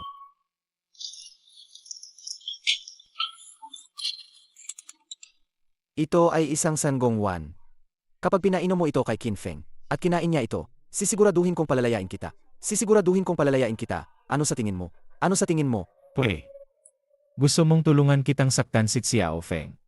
Nanaginip ka lang. Matandang hukluban, pati ikaw, nangahas na kalabanin ako. Tumayo ka. Mamatay ka. Tigilan mo. Huatsinbo, paano mo nagawa yan? Qin Feng, alam kong napakalakas mo, pero subukan mo. Sino sa atin ang mas mabilis? Huatsinbo, huwag mong idamay ang pamilya. Pakawalan mo ang direktor, ang ating alitan. Sa akin ka lang makipag-away. Paano naman ang pamilya ko, putangina? Pinatay mo ang lolo ko. Ngayon mo pa ako sasabihan ng ganyang kabalbalan. Huatsinbo. Kumalma ka. Ano ang gusto mo? Para pakawalan mo ang direktor. Seg, bibigyan kita ng isang pagkakataon. Kapag lumuhod ka lang, at yumukod sa aking lolo, pakakawalan ko agad ang matandang ito. Kapag lumuhod ka lang, at yumukod sa aking lolo, pakakawalan ko agad ang matandang ito. Huwag. Xiao Feng. Hindi. Ano? Ayaw mong lumuhod? Mukhang hindi naman pala ganoon kalalim. Ang pagmamahal mo sa matandang ito. Huatsinbo. Luluhod ako. Pero kailangan mo munang pakawalan ng direktor. Wala kang karapatang makipagtawaran sa akin. Luhod o mamatay siya. Sige. Luluhod ako. Xiao Feng. Huwag. Matandang hukluban. Mamatay ka na. Director. Hindi. Buhay sa buhay. Namatay ang lolo ko. Hindi ka rin magiging maayos. Ang susunod, ikaw ang mamamatay. Director. Ililigtas kita ngayon din. Marunong ako ng medisina, kaya ko to. Xiao Feng. Wala na akong gaanong oras. Makinig ka. May sasabihin akong sikreto sa'yo. Kaya kitang iligtas. Anak ko. Sasabihin ko sa'yo, noon, hindi ka inabandona sa ampunan. Dahil, ang paling si Chan Yunzi ang nag-iwan sa'yo dito sa akin. Marahil ang iyong pamilya ngayon ay buhay at maayos. Ayoko ng pamilya, Director. Gusto ko lang na mabuhay ka. Baliw na bata. Tandaan mo, kailangan mong hanapin si Chan Yunzi. Sasabihin niya sa'yo ang lahat ng katotohanan. Hindi. Hindi. Director.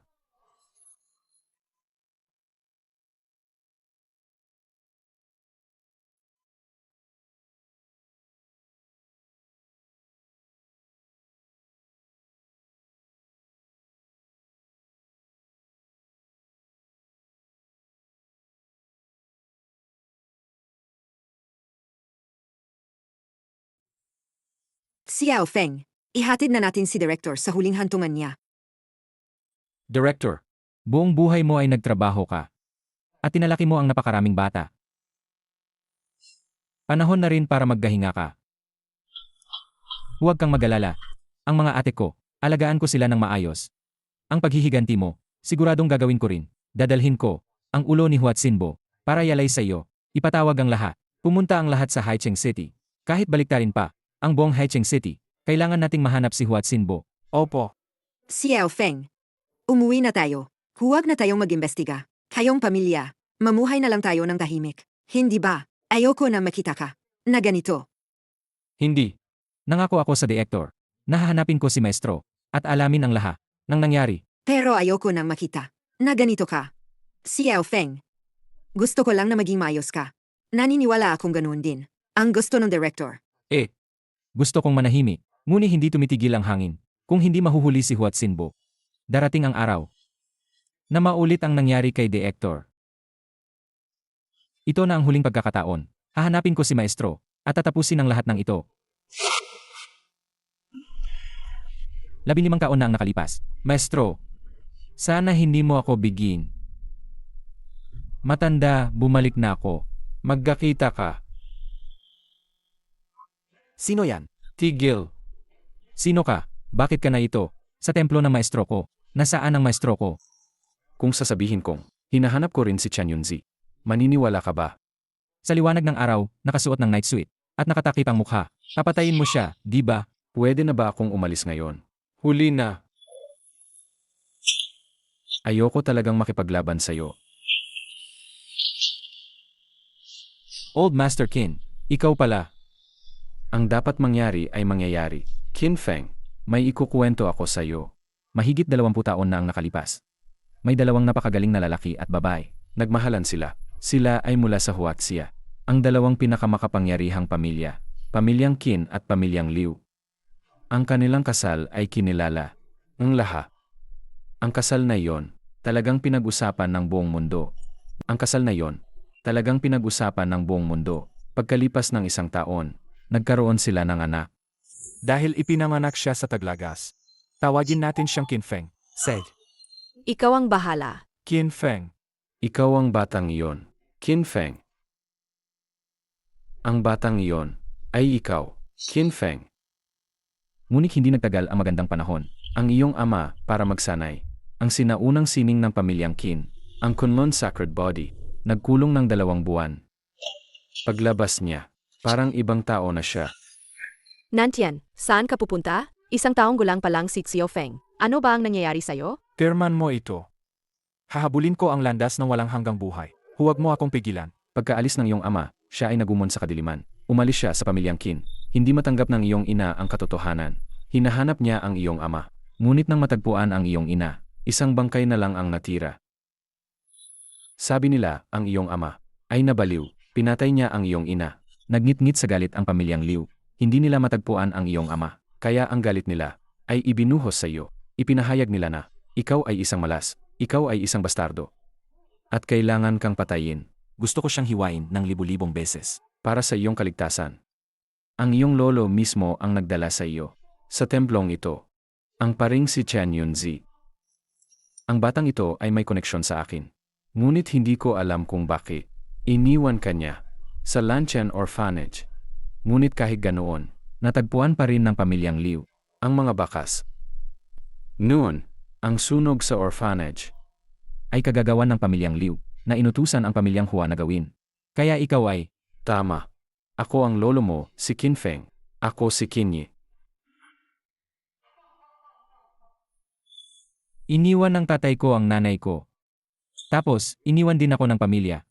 Pinahabol ako ng lolo ko sa ina. As sinunog ang orphanage. Samantalang ako, nagkakatanga-tanga. Dumaan sa napakaraming paghihirap sa labas. Para lang hanapin ang katotohanan. Xiao Feng, pinapaalis ka namin para protektahan ka. Sa loob ng 15 taon na ito, patuloy kitang hinahana. Hanggang sa araw na yon, sinabi sa akin ng Haicheng City Master na may natagpuan siya, ang tagapagmana ng Tei Divine Needle. Sa unang tingin ko pa lang sa'yo, alam kong ikaw ang apo ko. Tama na. Mula ngayon, ako si Qin Feng. Ang Qin Feng ng Lanchen Orphanage. Ang Qin Feng ng 7 etko. Ang Qin Feng ng Lanchen Orphanage. Ang Qin Feng ng 7 etko. Pero hindi ang Qin Feng ng pamilyang Hua ninyo. Iniwan ninyo ako. Mula ngayon, wala na tayong koneksyon. Wala na tayong utang na loob sa isa't isa. Xiao Feng. Umalis ka.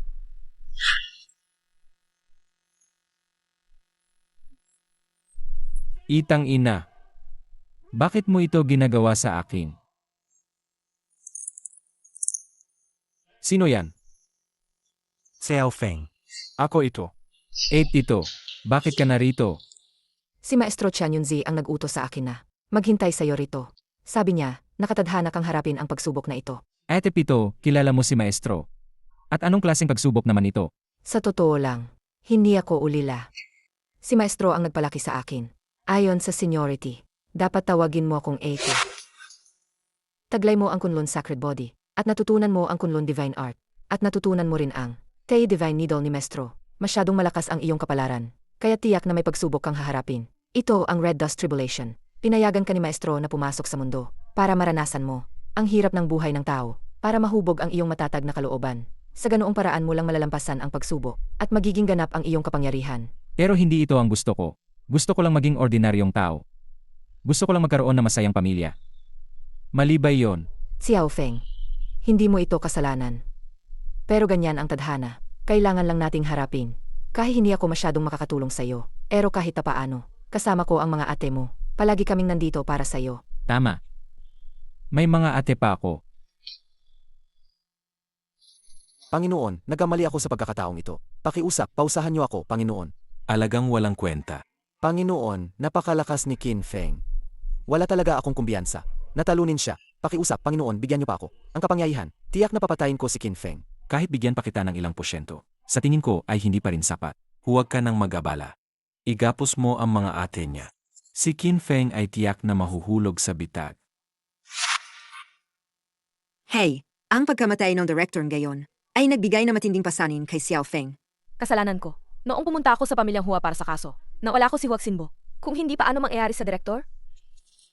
Walang sinuman ang nag-akala na si Huat Sinbo ay magiging ganoon kasama para puntiryahin ang director. Hindi ko rin alam kung ano na ang nangyayari kay Xiao Feng. Ngayon, Hindi maganda. May dumarating.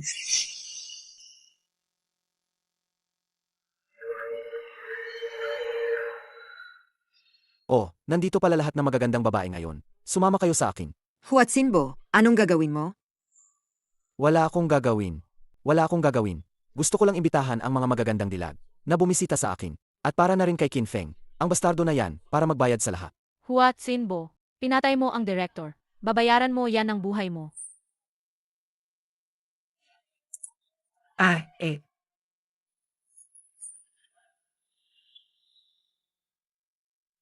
Hua Finbo, bakit ka nananakit ng babae ng ganyan? Tao ka pa ba? Tao ka pa ba? Tao. Simula nang mawala ang pamilyang Hua, atay na rin ako. Ngayon, isa na lang akong masamang espiritu na gustong maningil kay Qin Feng. Dalhin silang lahat. Dalhin silang lahat. Anong gagawin ninyo? Huwag ninyong galawin ang it ko.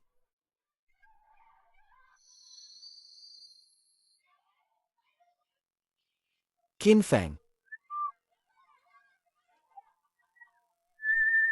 Narinig mo ba? Mamayang 8 AM sa bodega sa North City. Huwag kang mawawala.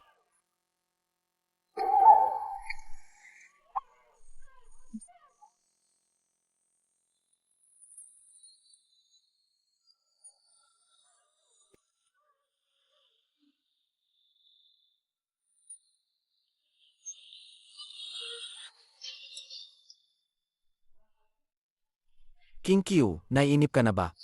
Ayos lang. Darating na si Qin Feng. Pagdating niya, sasamahan ko kayong lahat. Sa inyong huling hantungan. Hui! Sa ganitong sitwasyon pa rin, naggapanggap ka pa ring malinis. Hua Xinbo, huling beses ko nang sasabihin sa'yo. Hindi tayo close. Huwag mo akong tawagin sa pangalan ko. Nandidiri ako. Malapit ka nang mamatay, matigas ka pa rin. Hindi mo siguro iniisip na si Qin Feng ay makakapunta pa para iligtas ka ngayong gabi, di ba? Sinasabi ko sa inyo, ngayong gabi, wala ni isa sa inyo ang makakatakas. Oras na. Simulan na natin.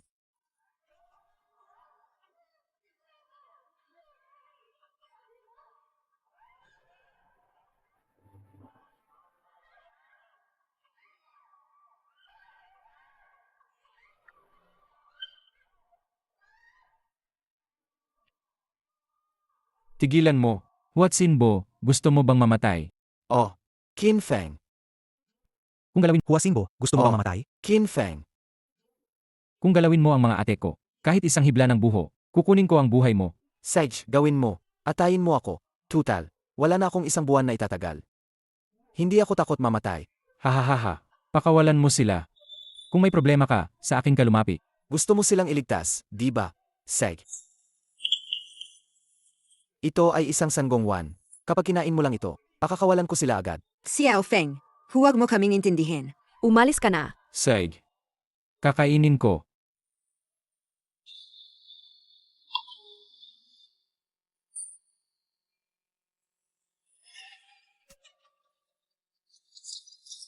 Xiao Feng. Xiao Feng. Ngayon, pwede mo na ba silang pakawalan? Bitawan mo ako. Xiao Feng. Qin Feng, Qin Feng. Alam mo bang matagal ko nang hinihintay? Ang araw na ito. Pakawalan mo sila. Ha? Xiao Feng. Hua Xinbo, hayop ka.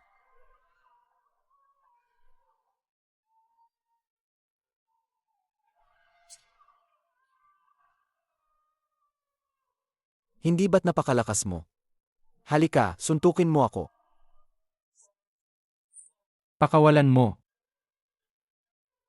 Yan ang napapala ng mayabang. Sa tingin mo ba? Ang gwapo mo. Para kang aso ngayon.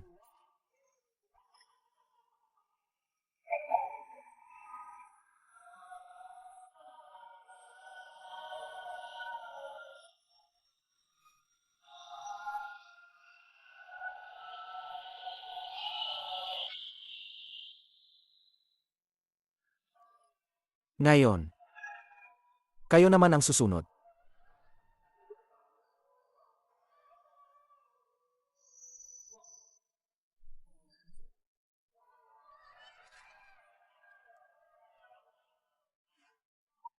Ang totoo, Qin Feng, walang makakaalis sa inyo ngayon. Pababayaran ko sa inyong lahat. Ang pamilyang Hua,